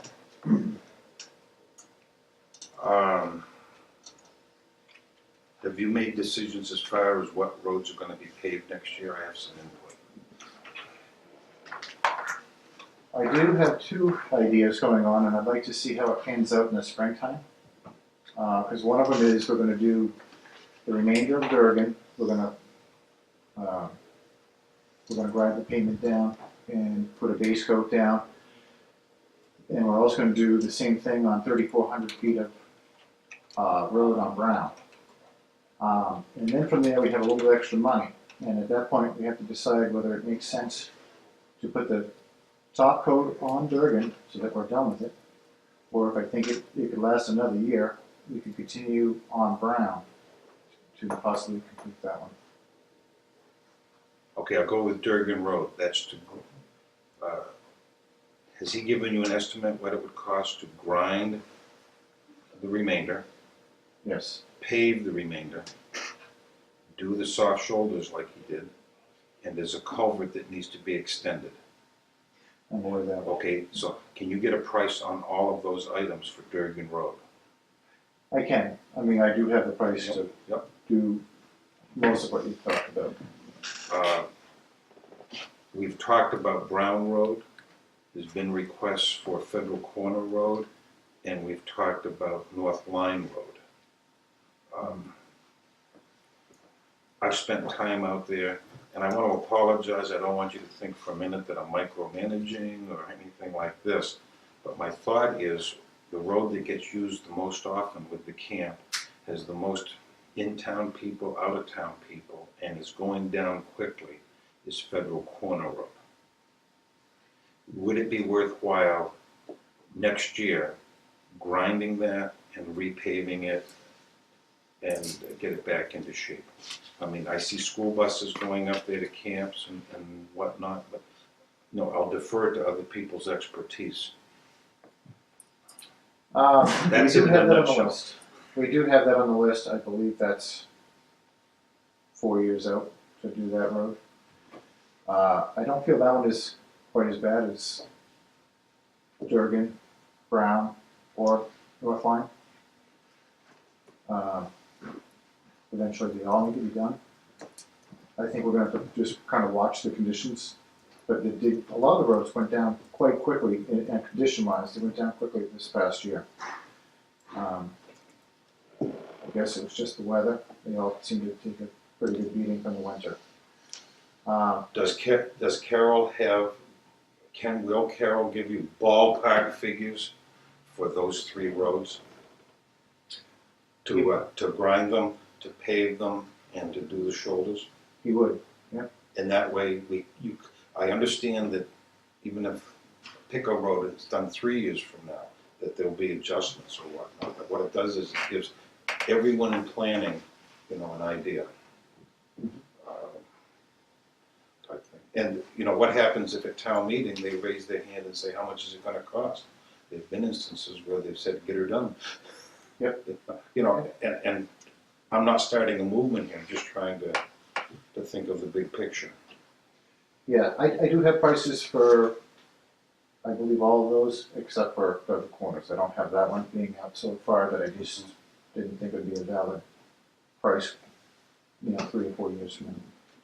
And what are you thinking as far as a warrant article next year for a dollar amount? I was hoping that maybe we could just keep the same number for paving, but on my budget, that I would be able to do a lot of the road prep, and that would be a separate. So that way we could extend our paving a little bit further, and I could do the road prep itself, In your which is budget? basically raising the budget. I support that 100%. Okay. You and I have had that conversation. Yes. I'll also toss out something else. At the TAC meeting, 4 towns, including Ossipee, used a new technique that involved rubber. You know what I'm talking about? Yes. I'm thinking outside the box.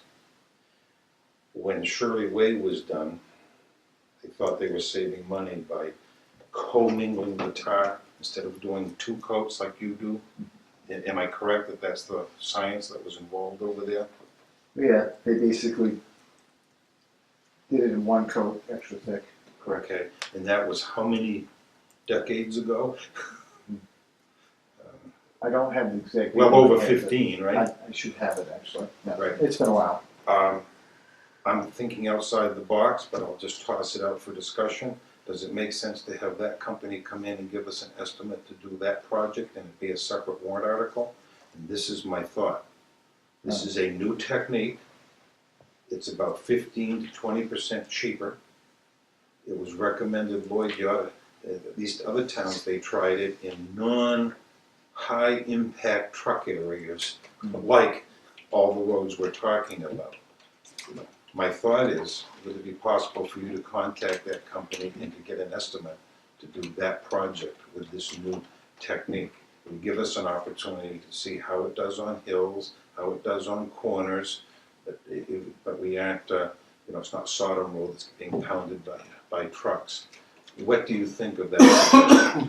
No, I do like the idea, and I know that we do have a little extra money for a special project this year, so maybe that would work out for that project. I think this would be a sizable project, or whatnot. I was thinking a separate warrant article in the future, but it depends upon what these guys want to do. There's a different technology out there, and I kind of like other towns to try it for 2 or 3 winters before we do it.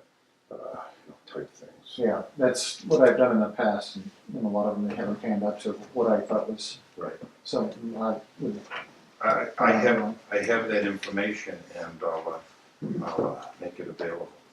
On another thing is, there's about 5 or 6 projects involving brush clearing and stuff like this. I gave you a copy of it. Yep. And Karen and Jack are contacting current vendors that we have.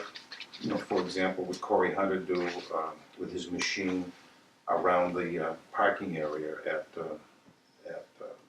19 Mile Bay.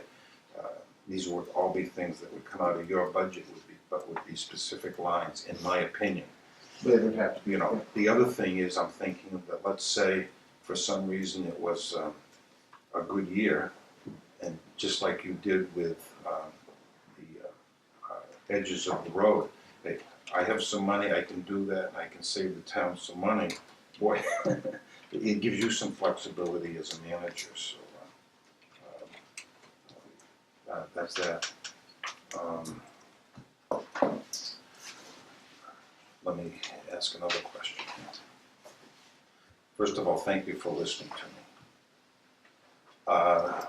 You have you're aware you have money left over in paving, warrant article paving, correct? I do have some money left over. I think we do have some bills coming. Just had some paving done last week.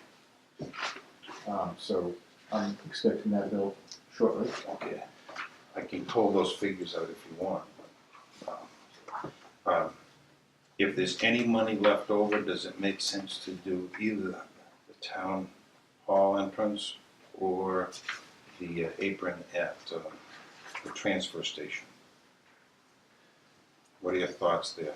I guess I would like to think about that a little bit. I know one thing I had in mind was to have a little bit of a stockpile of gravel going into the season.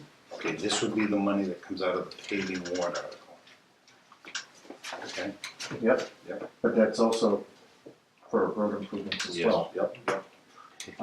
And I do like to have a stockpile of gravel on site at all times. Yep. Ours is depleted at the moment. And the other thing is, there's about $5,000 or $6,000 left in Lion Pond Road. Is there a vendor that can do something with that turnaround that we talked about, getting the rocks and the gravel out of there? Or what are your thoughts there? Well, I think we could do something with there, but we also still have a little bit left to do. I know you talked about wanting us to clean up some of the ends of the culverts and stuff a little bit better. And we'd be cutting a lot of the brush and stuff as well. I still have to do a little bit of drainage work as well. So I'd like to see, after we get that completed, where we're at exactly for money. Now, those 2 warrant articles, you know, the money evaporates at the end of this year, so as you're well aware. Yeah, I think that I'd like to see how much we have left and see what we can do with it. Well, it doesn't evaporate, it just moves into the undesignated fund. Right. Well, it no longer is designated for that Project. roadside mowing bill, is that still a work in progress? I think we're pretty close. I've negotiated the best I can. They won't budge, but we're down some. We're down to $4,050 that we're gonna pay them. Is there any other game in town? Yes. Other towns are signing them up now. Is there anything we can do to? Yep. And I know it's a selectman now, I can't find the selectman, but Yeah, we're not using that vendor again. all the towns are having issues mowing. And the classes that I take is, and I'm preaching to the choir, you go 3 years and not get this road done, saplings grow up and whatnot. Is it worth getting, how do we go about it? How do we get someone on the hook for us? Well, I do have a couple numbers that we are trying to reach out to. Yes. One, we are gonna try to have somebody else give us a price on just mowing it for us. And 2, another rental company that we've come up with as well. And we're gonna see which of the 2 works the best for us. You know, I've talked to road agents in other towns, and I said, gee, what if you mow and we hire you? And they've had as many problems with the equipment as you have. And to get people to show up and drive, it's a unique job. So, I'll hold off for a second if we want to talk about budget items, but I'll let someone else talk. I'm good. Your budget's gonna be ready when, do you think? I'm still working on it. I'm hoping to be pretty close by the end of the week. Okay. Okay. I know, just an editorial comment, when trees are cut down on the side of the road, the trees belong to the landowner. They don't belong to us. We don't make any decisions about them. They belong to the property owner. I know I've had a number of people have to empty their pickup trucks out along Ledge Hill Road as they were picking up wood that was mine. And I don't want to encourage that sort of activity.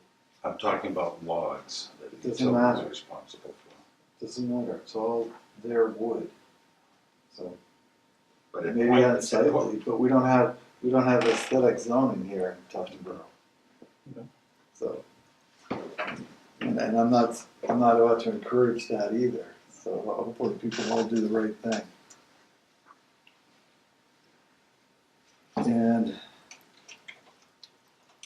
you're done spending here on this front page of your budget, Mr. Road Agent, here? I mean, I know there's lists that keep cropping up of things to do, but my concern still sits at, what do we got left? So, Yeah, I think we're in okay shape at this point. We have about 80,000 left in the budget. yeah, 80,000. And we have 13 weeks left. Obviously, some of the Getting money. better. Yeah, we're getting closer to the end. Yeah. Yep. I think we're gonna be okay. We are starting to spend the winter budget getting the sand and salt put away now. So we'll be in good shape for the first snowfall. But, yeah, no, I think we're okay. We're in decent shape. All right. I'm done. I don't have anything else. I'm done, thank you. Okay. Thanks for coming in. Yeah, thank you. Thanks, Jim.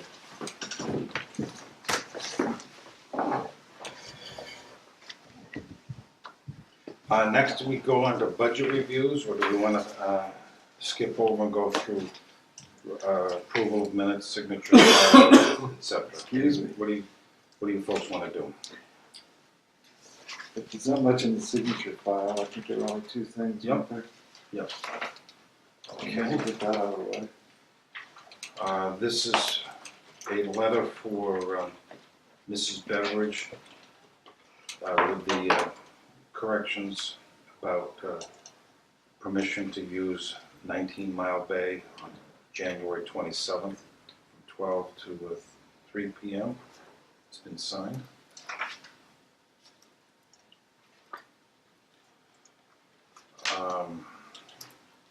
This is the document from Dave Allwine about the landfill proposal that Clay talked about. Have you folks read it?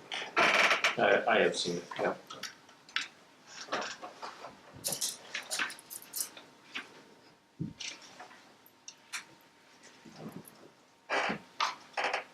I will move approval. I'll second. All those in favor say aye.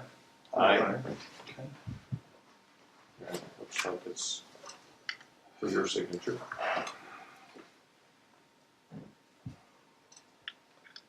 Authorization for additional services.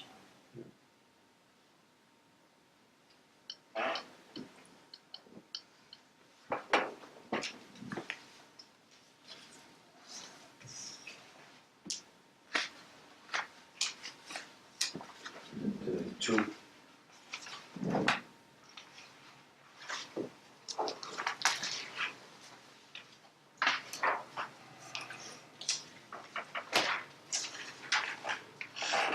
Selectmen's update. Well, we all went to the budget review meeting at Attach last week, which was informative. I don't know that we got all of our questions answered. I had to leave a little early to pick my grandkids up, but I thought it was really, the Portsmouth presentation was interesting in that they've structured ongoing budget concerns into their working budget. I'm not certain that we can do that, but it's certainly something we should discuss as far as creating funds for things, the unforeseen, to flatten out the health insurance costs, to flatten out, tax impacts. Did they have any literature or? They did, and I think I have mine with me. I can leave it here at the Right. office. Yeah. I'll review that. I know Portsmouth, he's since retired, but was quite the leader on, the state income tax on the education issue, the Claremont decision, and they were always well structured and well written. Well, they do a lot more reporting than we do. Yes. Well, and Portsmouth's the city, and cities operate under a whole different set of rules from towns, and so the whole dynamic, I think it's an excellent way to do things, but. Well, and they have more resources. Right. For putting things together. I guess some of the warrant article questions I found sort of intriguing. And I think we need to explore that further as we go towards the town meeting. Just it seems to get a little loose in the structure of the warrant articles that are accepted. I think we could tighten that up and make it clear to everybody. Well, and one of the things that they have talked about in past workshops that I don't remember specifically being touched on here is that once we have the wording of articles set to get with DRA and ahead of time and ensure that it passes muster with them. That there aren't ambiguities or mistakes in the wording that will limit the applicability. I know when I was here before, we did that as a regular course of business. I don't know if that's changed, but all the warrant articles got submitted. Yes, to they are. Right. Yep. And been an interesting lunch, I guess. So, but I thought it was fun. We're getting the budget pieces together. We're gonna review some this morning, I guess, but there's more. I checked with the office this morning. There'll be more of the larger budgets coming in next week, so. Could I speak on the budget preparation? Sure. We currently have 7 scheduled Board of Selectmen's meetings until the end of the year. That's for 13 weeks. Is this enough time to spend the appropriate amount of time for each of the 28 capital budget lines?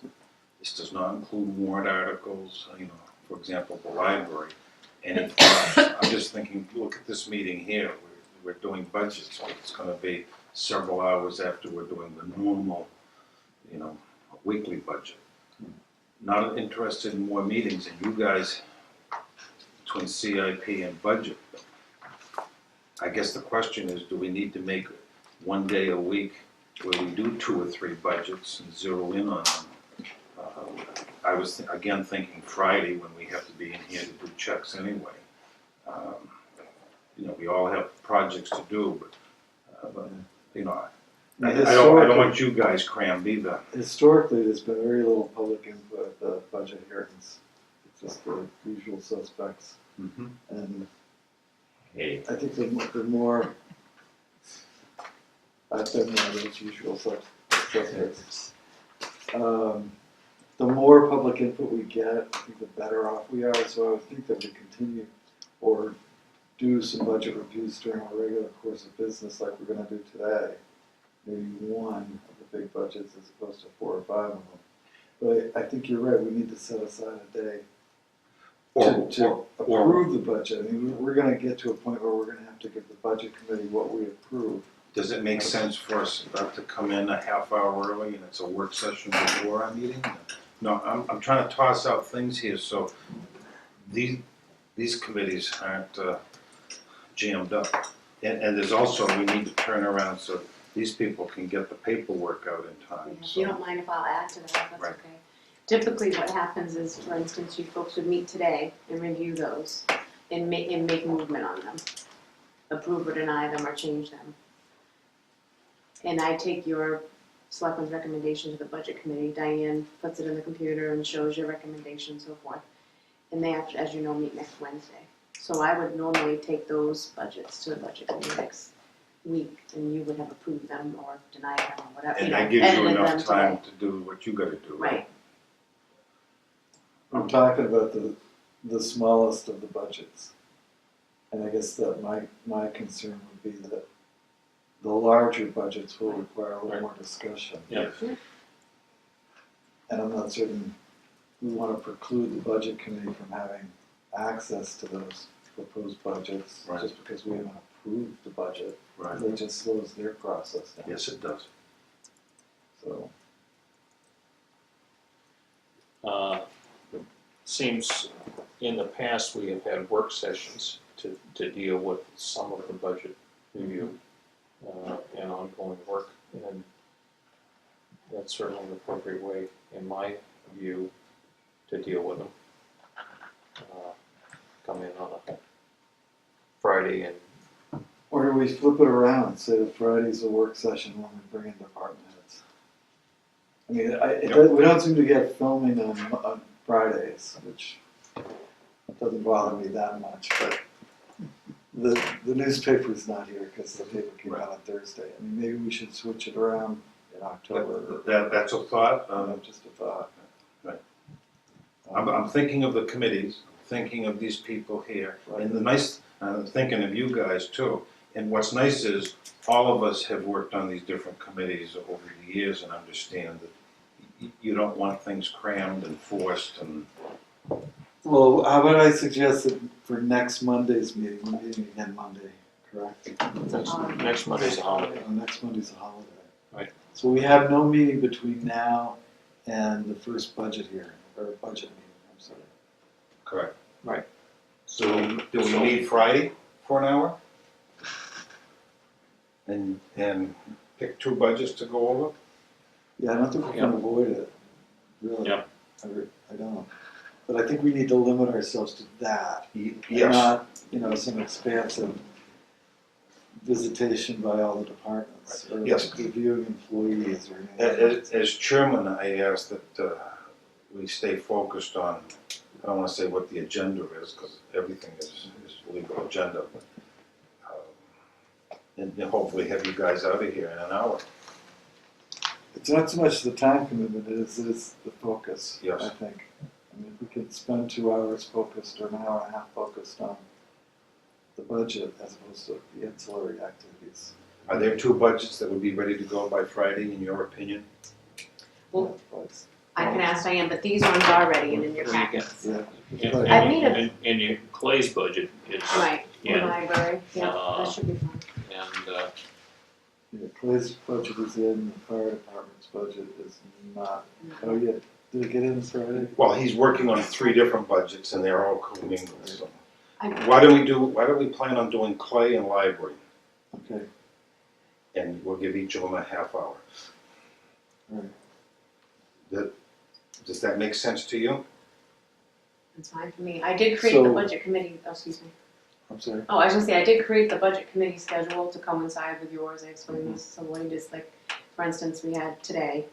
So I had that you'd move on those today and then the Right. budget committee would look at them next week.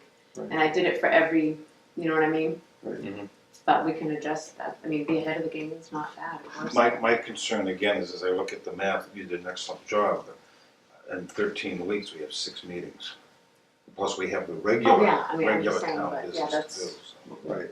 And I think it's important to be flexible, because Yes, I'm I'm gonna be a little hard to deal with if we're voting on these individual budgets and at the end of the day, the whole budget ends up being not what I think where it should be. Or that we need more discussion about it, so. This is. When we recommend a budget, for instance, I'm gonna pick one, Yeah. let's say legal expenses. Yes, We recommend that budget to the budget committee today. yes, That's the end of the discussion. I mean, obviously, No. the budget committee's gonna no, discuss it, but are we gonna include it in our discussion? yes. Okay, then I'm fine. You can always be revisited and Yes. move it on. No, I'm sure we can do anything we'd like. I just wanna know what your preference is or historical memory of Okay. how this works. Anything else under No. Selectmen's Good. update? You have a couple things? We talked at our last meeting about applying for a grant for, toward replacement of the six-wheel plow truck. Mhm. And the state anticipated that that was gonna be available and that the filing period would be between October 1st and 15th. I haven't followed up with the gal this morning to see if in fact the federal grant came through for them, but if it did, do we want to proceed with putting in a grant request? I say yes, but I'll prefer to you people. What would be, why would we not do that? Why would we not? Yeah. Well, there's no reason I can think of that we wouldn't. Then we probably should. Okay, all right. I mean, you're talking 33% of them. Right. That's right. Purchase new. Now, there's one wrinkle I'm going to examine Wednesday at my TAC meeting. I got the minutes of our TAC meeting where Elizabeth Strachan, Strachan, from New Hampshire. And she's the state point person on that, Yes. right? Yep, she reviewed the eligible projects, primarily focusing on replacing entire vehicles. There are some funding restrictions apply, such as the age of the vehicle. This may be waived after discussion. Major restrictions are the vehicle must be used for at least 3 years after replacement, and replacing the vehicle, quote, can't be in the local capital improvement program. Then it talks about it's gotta be cut in half and like this. Before, I believe it's October of 2021. I'm going to have Lakes Region follow up on this so Okay. that we're And in discussion with her, that's what she told me, Yeah. that it has to be you have to have plans to replace it. But From this the is, day this you is, get it. but this is an accelerated replacement, Yes. okay? To get an I mean, older, are you gonna be dirtier able to find diesel any out. vehicles in municipal inventory that aren't on a CIP list? I mean, logically, it hits the list the day you pick it up. You know, its replacement time might be 20 years out, but you still have, I mean, that's how it's supposed to operate. Yes. You know, everything has an Right. age. And So, but yeah, do follow up on that, but when I had the conversation with her, And she please, full specifically- speed ahead, Yeah. you know, you've got Okay. your finger on the pulse there. Yeah. Thank you. So, other news, our Milfoil contractor was harvesting last week, around the docks at 19 Mile Bay and in the basin. There are a couple of locations in Winter Harbor, and there's some investigative diving that DES has suggested that we do up west of Lane's End. And when I spoke with them late Friday, they were done with about all the work they were gonna be doing down in the Winter Harbor area. So we're getting close to being done for the season with milfoil harvesting. Do we have a diver? We have a contractor that, that does it. Yeah.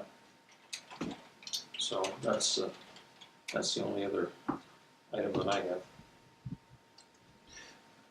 have. Police chief was here last week and mentioned that the drug take-back day was for Saturday, the 28th of October, 10 a.m. to 2 p.m. at the Tuftonboro Transfer Station. Karen, could you verify that with him, he was still waiting for some paperwork from the Attorney General? The other thing is, can you coordinate with both the police chief and Clay to make sure that's advertised so people know about it? Yeah, I did put it up on the website. Right. but, Yeah. That includes the newspaper. Okay, let's go to a review of minutes.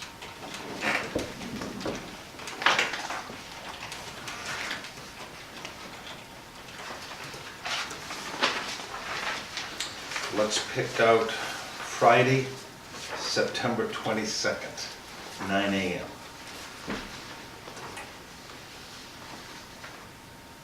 I have nothing.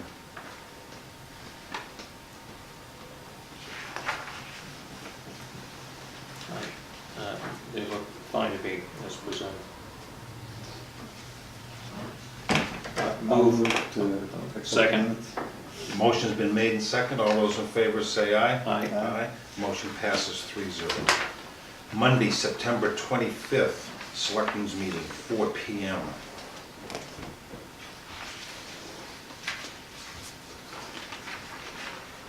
I have one thing. Please go to page 2. First paragraph, and I'm gonna go, I guess it's the last sentence. Chairman Wood asked Chief Shigori to review any enforcement issues for the Sodom Road Bridge, limiting the Sodom Road Bridge to 15 tons. Change the word repercussions to.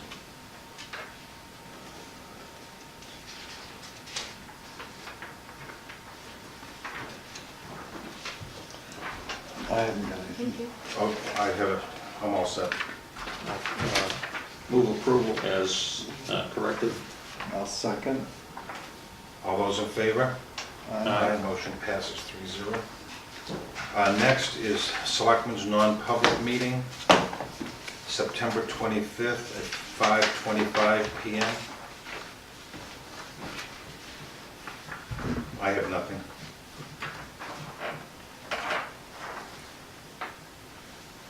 I'm all set. Yep. I'll move approval as presented. I'll second. All those in favor say aye. Aye. Motion passes. Do you have another motion? Yep, I would move that we unseal these minutes. I second. Oh, All those in favor? aye. Aye. Keep that. That's it for minutes. Okay. Next we'll go on to, Excuse me. I apologize to interrupt. Christie Sarles asked that I make a clarification to the September 22nd minutes. I put a little copy of those for her too. She just wanted to clarify something and comment it on the new minutes. okay, I could say it if it's. go ahead, read it into the record. Bear with me 1 second, please. September 22nd. Right. So this is just a clarification on her, what she said that day. The trustees have no plans at this time to increase the number of employees for an expanded library. There is not yet enough money to estimate the increase in utility expenses for an addition. For the previously planned new building, the trustees projected that operating expenses other than salaries would increase by less than 10%. So I just told her I would do that for her. And will you just put it as a clarification in our minutes? Yep. Thank you. Yep. Moving along to correspondence, the green folder.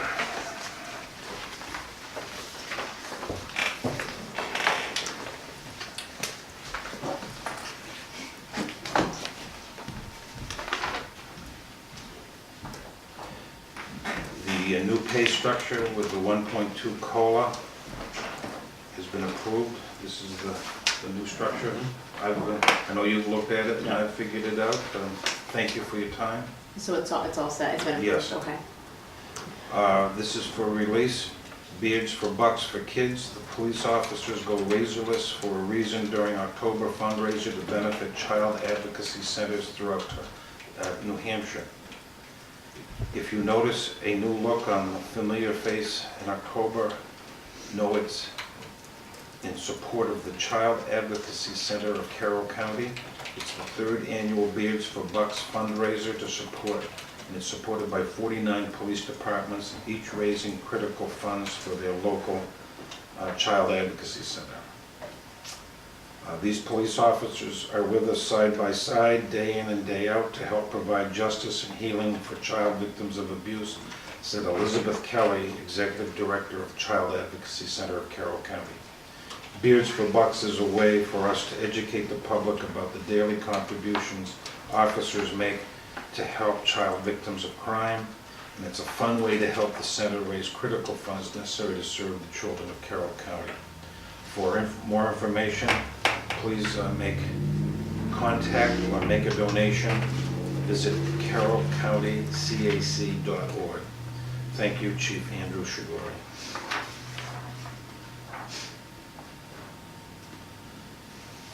On September 26th, the Conservation Commission submitted a 2018 budget.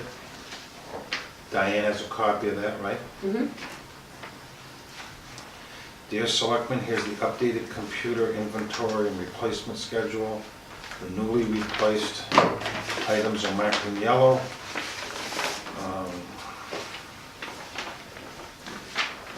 We've all seen that.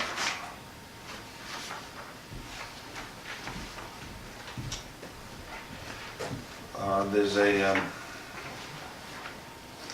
webinar coming up, repair and maintenance expenses and capital expenditures, learn the difference and why it matters. Nice job, Tuftonboro Times, Board of the report from the Selectmen. Thank you, Chip.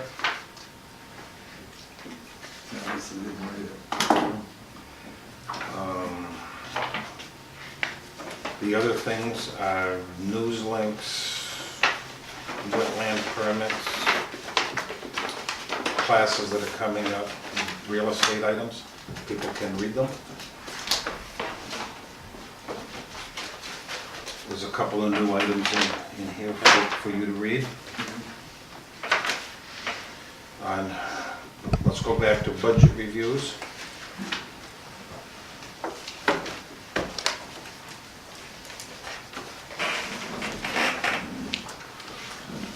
First one is legal.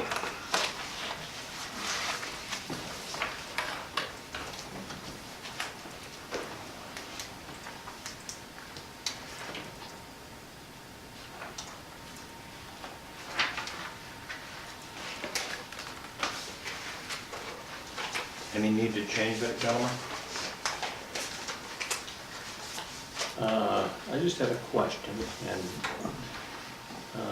shows we spent no money in CBA on legal this year, but I know there's been ongoing court activity. So where did that get charged?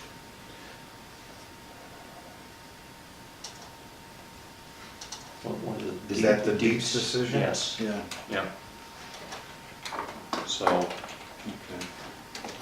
just a question. Yep.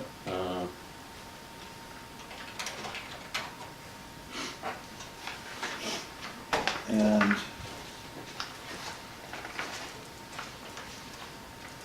does conservation do the legal work on our permitting, or do we do that through our office?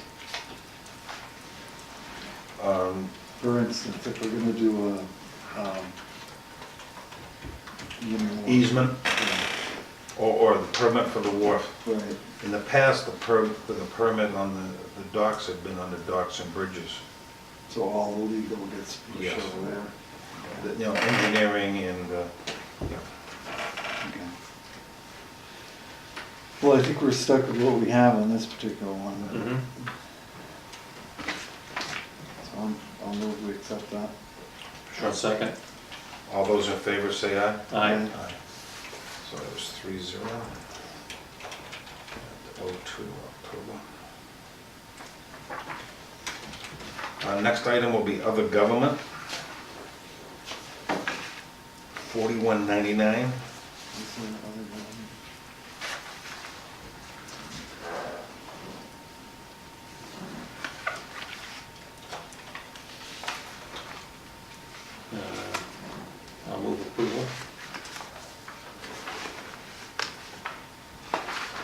Is there a second? I'll second. All those in favor say aye. Aye. Aye. Motion passes. And I will tell you that CIP expense, that there is none this year. That almost always comes in the fourth quarter. That's It's been a printing a donation. report, it's attending workshops and that sort of thing. So that's why we've seen past expense, but none yet this year. So that's, the other government budget is $850, 600 of which is capital improvements committee, and 250 is general law station committee. Yeah. Next is direct assistance, 4442.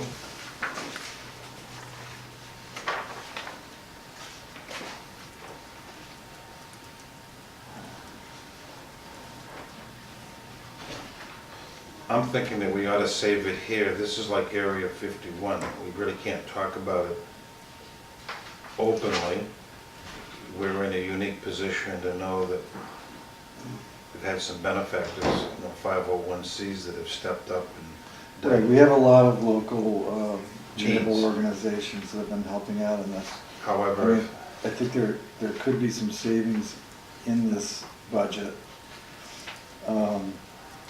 Primarily in the shelter line, which is $14,000, and I think could probably be taken down to $10,000, given the history of help that we've been getting.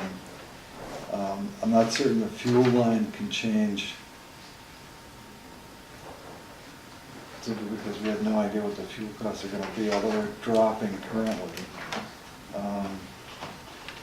And the only other line that we've looked at is the food line, which seems to be primarily handled by local charities.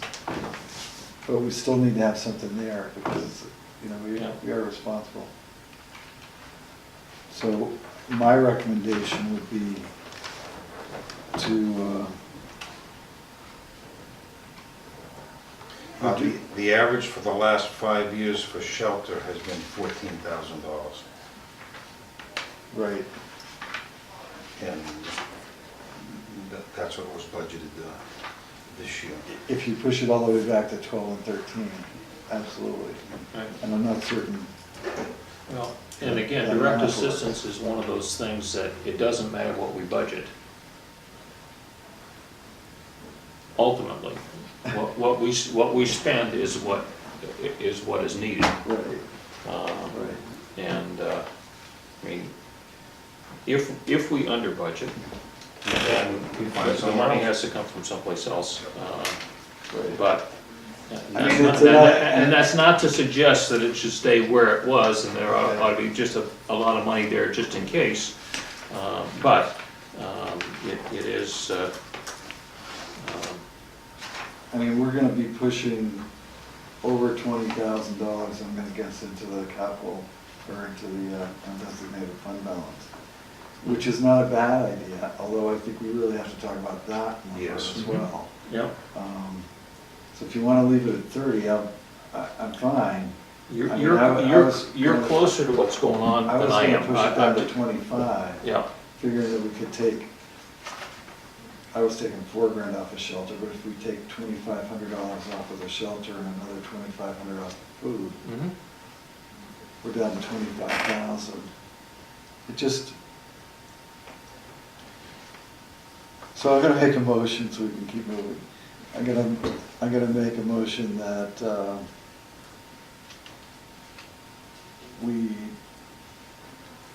should I go line by line or just? Go ahead, line by line. Okay, shelter should be 11,500. Fuel should be 5,000. Medical should be 500. Food should be 2,500. Electric and telephone 5,000, and miscellaneous 500. So a total budget of $25,000. I'll second that.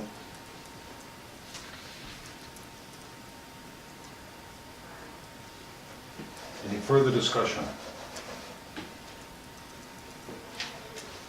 can revisit this if, Yeah, sure. something in a month from now, we Yeah, have an epidemic. calamity against it, Yes. absolutely. Yep, I think that's reasonable.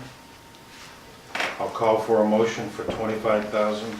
All those in favor say aye. Aye. Motion passes 3-0. I want to back up to the government. Yes. Now, we had 850 this year, and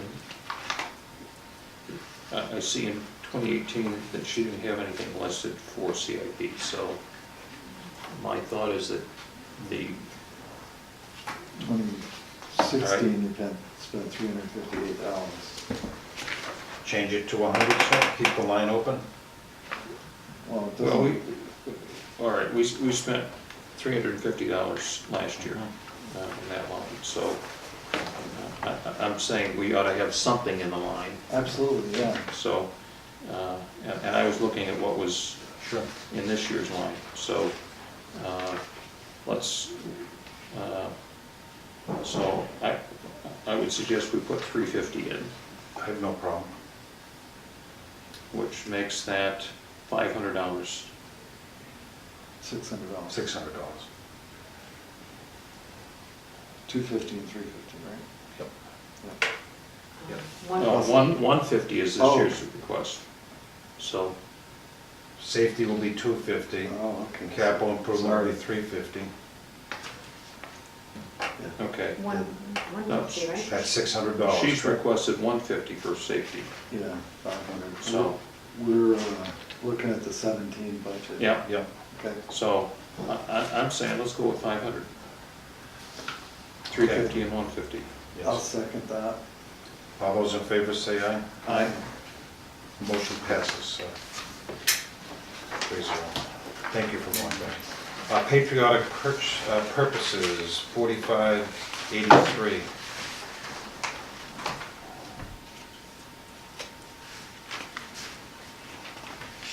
So it's been the same It's for, our gift to the Legion. yeah.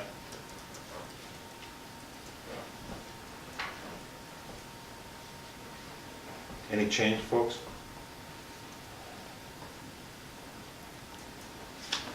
No, No. I'm good with that. Is there a motion for, So move Second. $1,500. all those in favor say aye. Aye.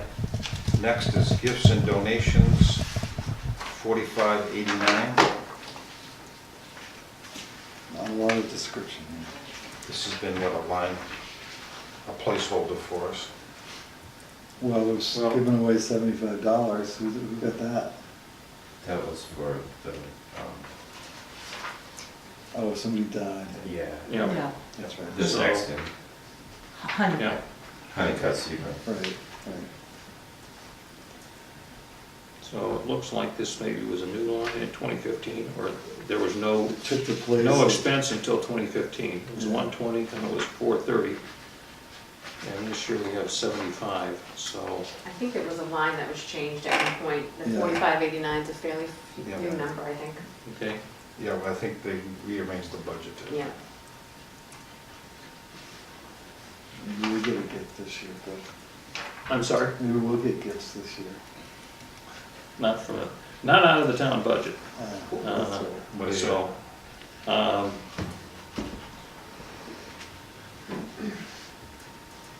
I'm good with it. I'll move the amount of $500. Second? Any discussion? All those in favor say aye. Aye. Motion passes 3-0. Other conservation, 4619. I will tell you that Milfoil has not put together a budget yet for this year, so, So we don't have a recommendation? so, yeah, let's table it. Table it? Uh, Good. Done with that. I anticipate it will be more next year because we've got to do some herbicide treatment in some of these areas that Well, it was- we haven't done for several years. Yes, it dropped a couple of years ago. Yep, yes, it did. No, it's bad. Next item is long-term bonds and notes, 4711. This is the ambulance rescue vehicle and central fire station Yep, principal, correct? Yes. principal. Mhm. And we don't have a lot of choice here. Yep. We have a debt schedule and that's, Yes. this is the payment, so. I move to 36554. I'll make a- Second. The motion's been made and seconded. Is there any further discussion? All those in favor say aye. Aye. Motion passes 3-0. Next is the interest on those two bonds, ambulance rescue vehicle Yeah. and central fire station. It's down a little bit this year, 44,749. Is there a motion? I'll make the motion. I'll second. Is there any discussion? All those in favor, say aye. Aye. That's for the budgets that we were given. Any reconsideration on the paperwork we've just gone through? No, but I'll find out about the legal lines here, especially the ZBA, and, I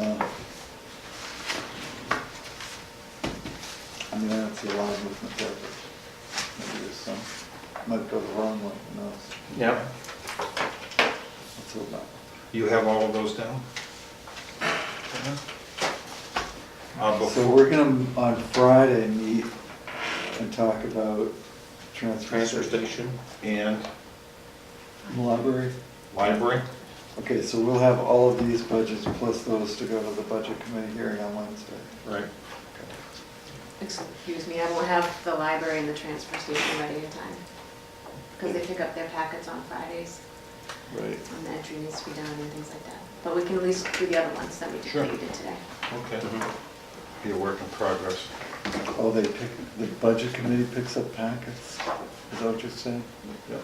Uh, Anything from the selectmen before I move on to the next order of business? No. This is for other business? Any hands? Thankless job. What's the budget for the legal? I don't think you mentioned that. The current budget is, or the 2017 budget is $42,800. And there's been nothing spread on the, excuse me, the ZBA line for expenses, so that was the question we had. There was $400 on the line, but planning, for instance, had a $2,000 line, and they spent $525. Conservation's got $400, and they haven't spent any money either. So legal encompasses all the different attorneys for the different committees. All the legal, yeah. Right. There may not be many attorneys, but there's different kinds of lawsuits, I guess. Right. The legal opinions. Chip, Again, you're gonna I- Jesus, I I have questions for them too. I sent you an email that was advised that maybe you wouldn't have checked it yet. I check my email once a week and I haven't checked it in a week, So so. maybe I'll send it to Karen and she can. That's but a it was- quicker way to get it to me if you wanna get me some, I just don't do that. I sent you an example mutual aid agreement that my uncle sent me. He's a captain in the Biddeford Fire Department. Okay. And I was hoping that it would be useful. I'm sure to will look be. at. It's, any information, and, God, excuse me. By all means, send it to Karen and we'll all share it, because I think any outside information, there was one on an ambulance study that I received that I gave to you guys, that I think is very informative. I don't know how applicable it is to our situation, but we'll certainly find out. It's certainly, Biddeford's a city and it's a Yeah. regional hub and Yeah, Yeah, Biddeford's different different, departments, but- so, he said that they review their, or at least look at their agreements every year, just and I think re-sign them, but just so that they're all current. I also wanted to say that I am in favor of the weight scales at the transfer station, just because all around, I think it'll be more fair to everybody involved. As somebody who's sometimes taken trailer loads of debris I sometimes feel as if, and this is not to criticize Clay or his guys in any way, but sometimes Clay will say, oh, $15, or somebody else might say, oh, $20, and I feel like it's a little arbitrary because they can't really tell how much stuff I have in the trailer. Again, that's not to criticize them, just to say that if it was actually pegged to the exact weight, then it would, you know, it would just be better. I have a question about the six-wheel plow truck. I'm confused about this, and please correct me. That's not the truck that we already replaced, is it? We purchased a new truck, a 10-wheel truck. Right. Okay. And this is the what is now the second truck, if you will, the six-wheeler. But it's the one that we had before. Yeah, Right. we've had it for, We've had it since 2002. 2002. yeah, Right. 15 years. So, I distinctly remember at town meeting 2015 that the reason that we bought a new truck, and I voted for the new truck, I've said to you guys several times, I think the roads are really the most important thing because we all drive on them. So I was in favor of the new truck, but the reason that we got the new truck was that we were told that the old truck was dangerous and that we shouldn't be using it anymore. So I'm surprised to hear that we're. What I recall as part of the conversation is that there were some mechanical and structural issues with the six-wheel truck that at the time we were going to town meeting was thought that that truck was not going to be, weren't going to be able to keep it on the road. They did make some repairs to it to continue to use it. But at the time that that we held town meeting, it seems to me there was a real concern that that thing just wasn't going to be, we weren't going to be able to hold it together. Yeah, that was my memory. Right. So, but we're now going to replace that truck for a second time? We're gonna propose replacing the six-wheel truck. Right. We're not gonna do anything until the legislative body tells us we can do it. I mean, there's an alternative, which is not to replace the truck. I mean, ultimately, you can't put it on the road at some point. Right. And then just hire out the plowing. Is that more cost effective than us owning a six-wheel dump?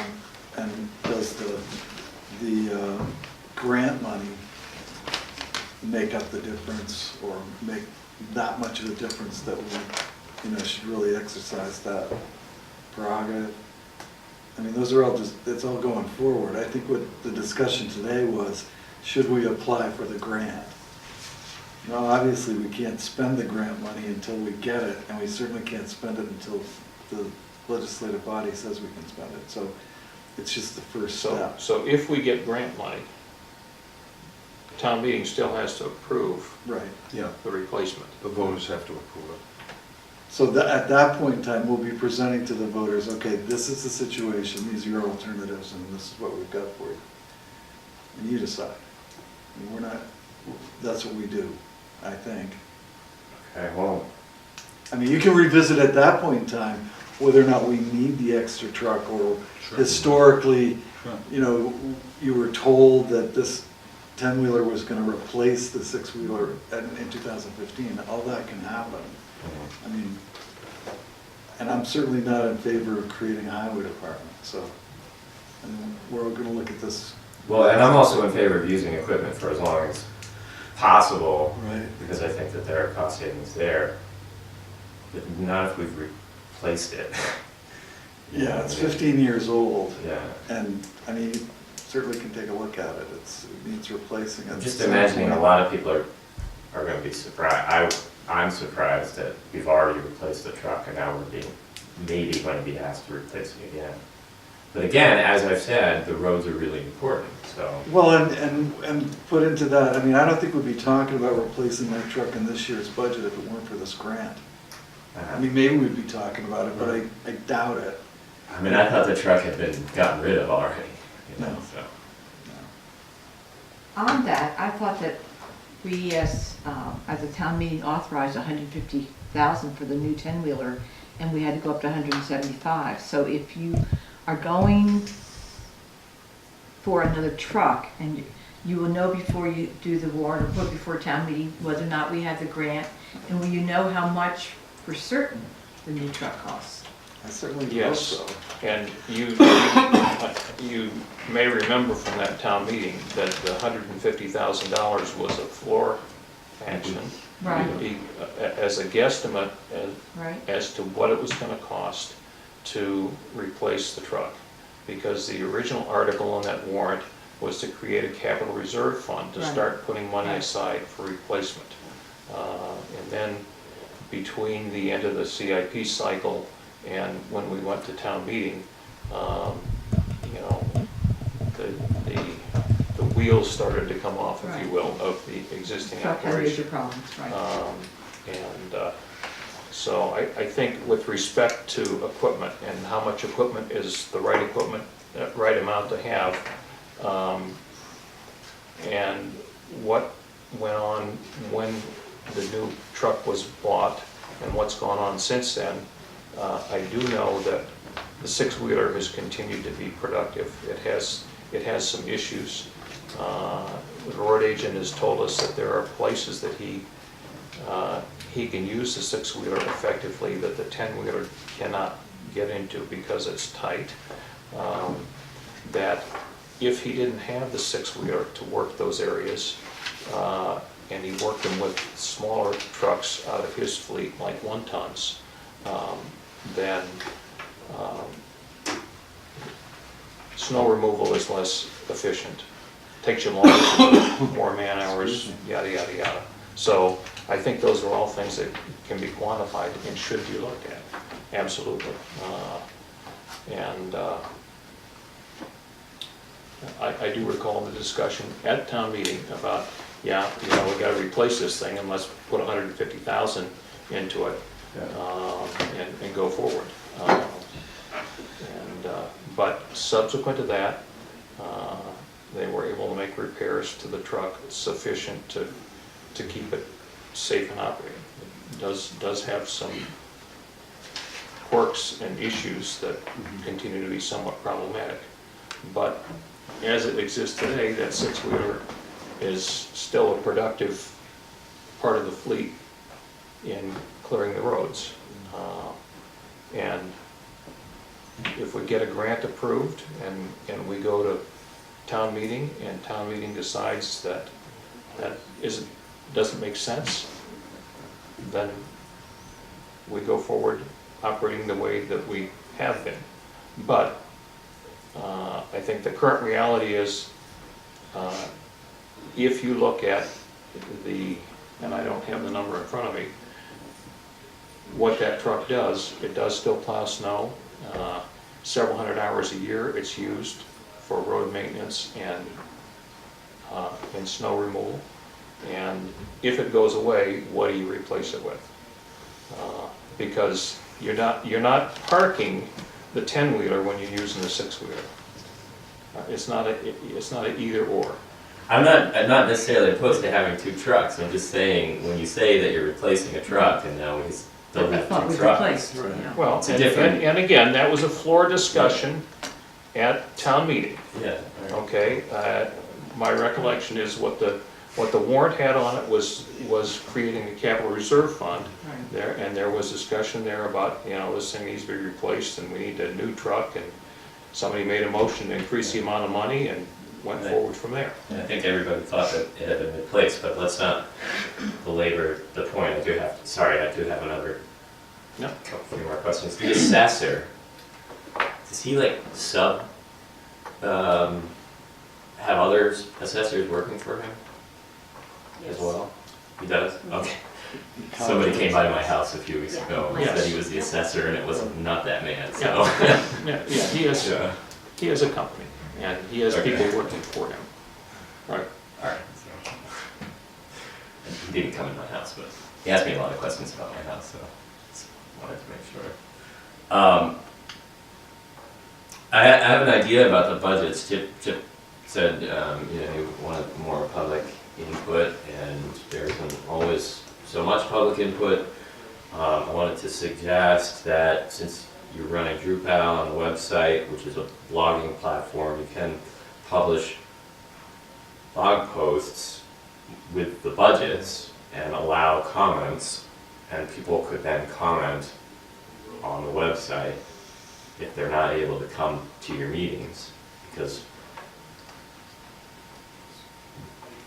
not always convenient for people to come to the meetings, but they could maybe make a comment online, and we'll probably recognize their name and know that they live in town. And the budget committee could do that as well, and that would be a way to get some comments from the public, which, to be effective, you would need to actually read and maybe discuss a little bit, and maybe even, if it's a good idea, take it into account during your meeting. That's a way to get more public involvement. It is a little bit social media-y, which I know Chip doesn't like in any form, but. I'm a Luddite. Back to your transfer station question. About the scales? Yeah. Yeah. I'm in favor of the scales as well, but it is a fine line, not easily walked, to keep the transfer station from becoming a profit center. Right. The notion of weighing people's trash, I just see it ending up on my land instead of going to the transfer station. I have been an advocate of every property owner getting a dump sticker with their tax bill for years. I don't think you should have to pay, you've already paid taxes to go or operating the transfer station. That said, I think Clay does a wonderful job of turning revenue in, making the thing efficient, which is great, but there's a line that you don't want to cross wherein it becomes too expensive for the average citizen to go to the dump. Correct. If the contractor has to pay $100 a ton to Waste Management and we charge them $100 a ton, it's one or the other. Currently, the problem is that we're charging $10 a ton and Waste Management's charging $100. So. Yeah, if it could be, if you could just peg it to the prevailing local rate. Yeah, I mean, I don't want to see a bunch of keep in mind with waste. respect to the scales, the whole thrust here is for the C&D that everybody pays to get rid of their C&D, all right? And so because, and the town pays based on weight to have it tipped, okay? So when the employees collect from me as I bring stuff, C&D up there to throw it out, they're estimating the weight based upon rough criteria. And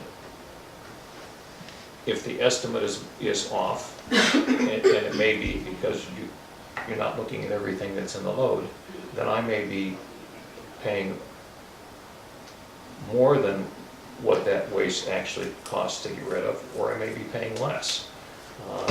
And so if we pay to have it pulled based on weight and we collect based on weight, then that's a fair way of assessing that cost to the guy that brings it in.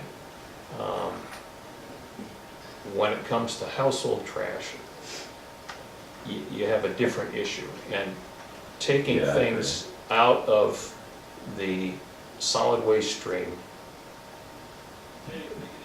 and diverting them someplace else, i.e. the recyclables, drives down that solid waste disposal cost. So when Clay talks about that, and I've been up there at times where you can, somebody tosses stuff in the compactor and you can hear clink, clink, clink, clink, clink, all of the glass in there, which is something that we dispose of in a separate stream at a much lower cost than as part of the solid waste stream.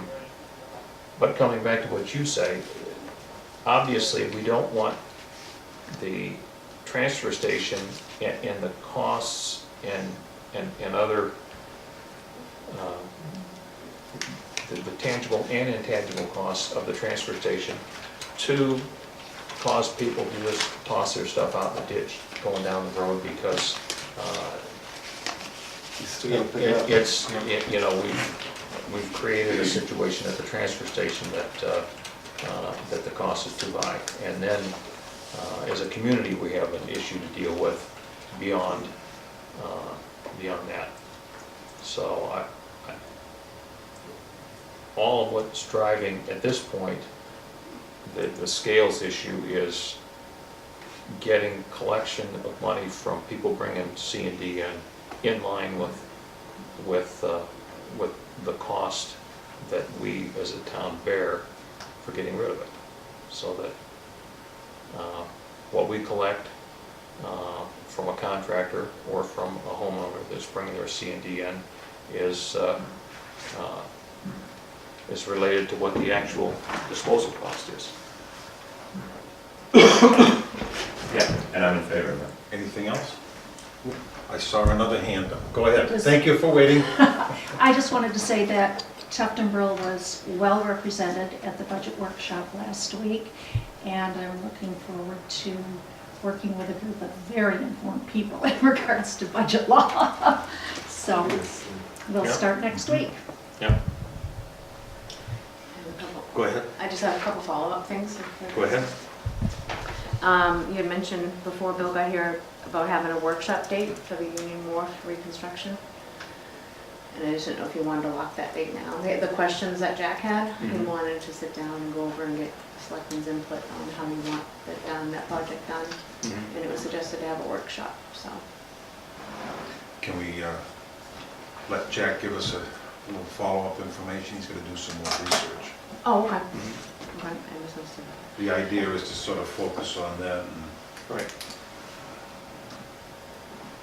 And then the proposal from, HEB asking if you'd like a proposal done for the repair of the Sodom Road Bridge. Do you have a thought on that? He just asked me again today, so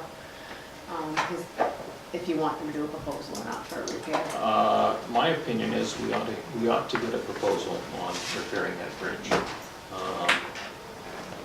It's a piece of information that I think we need to have on the table. You know, regardless of whether it's something that we then choose to bring to the legislative body for approval, or Yeah, that's a good idea. Okay, sounds good, thank you. All right.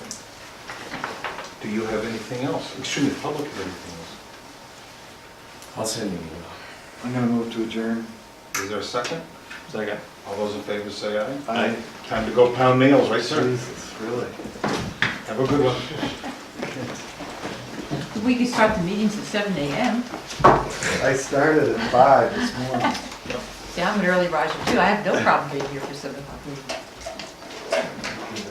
And I apologize, yeah. No. Uh, Not in there. Creature of habit coming for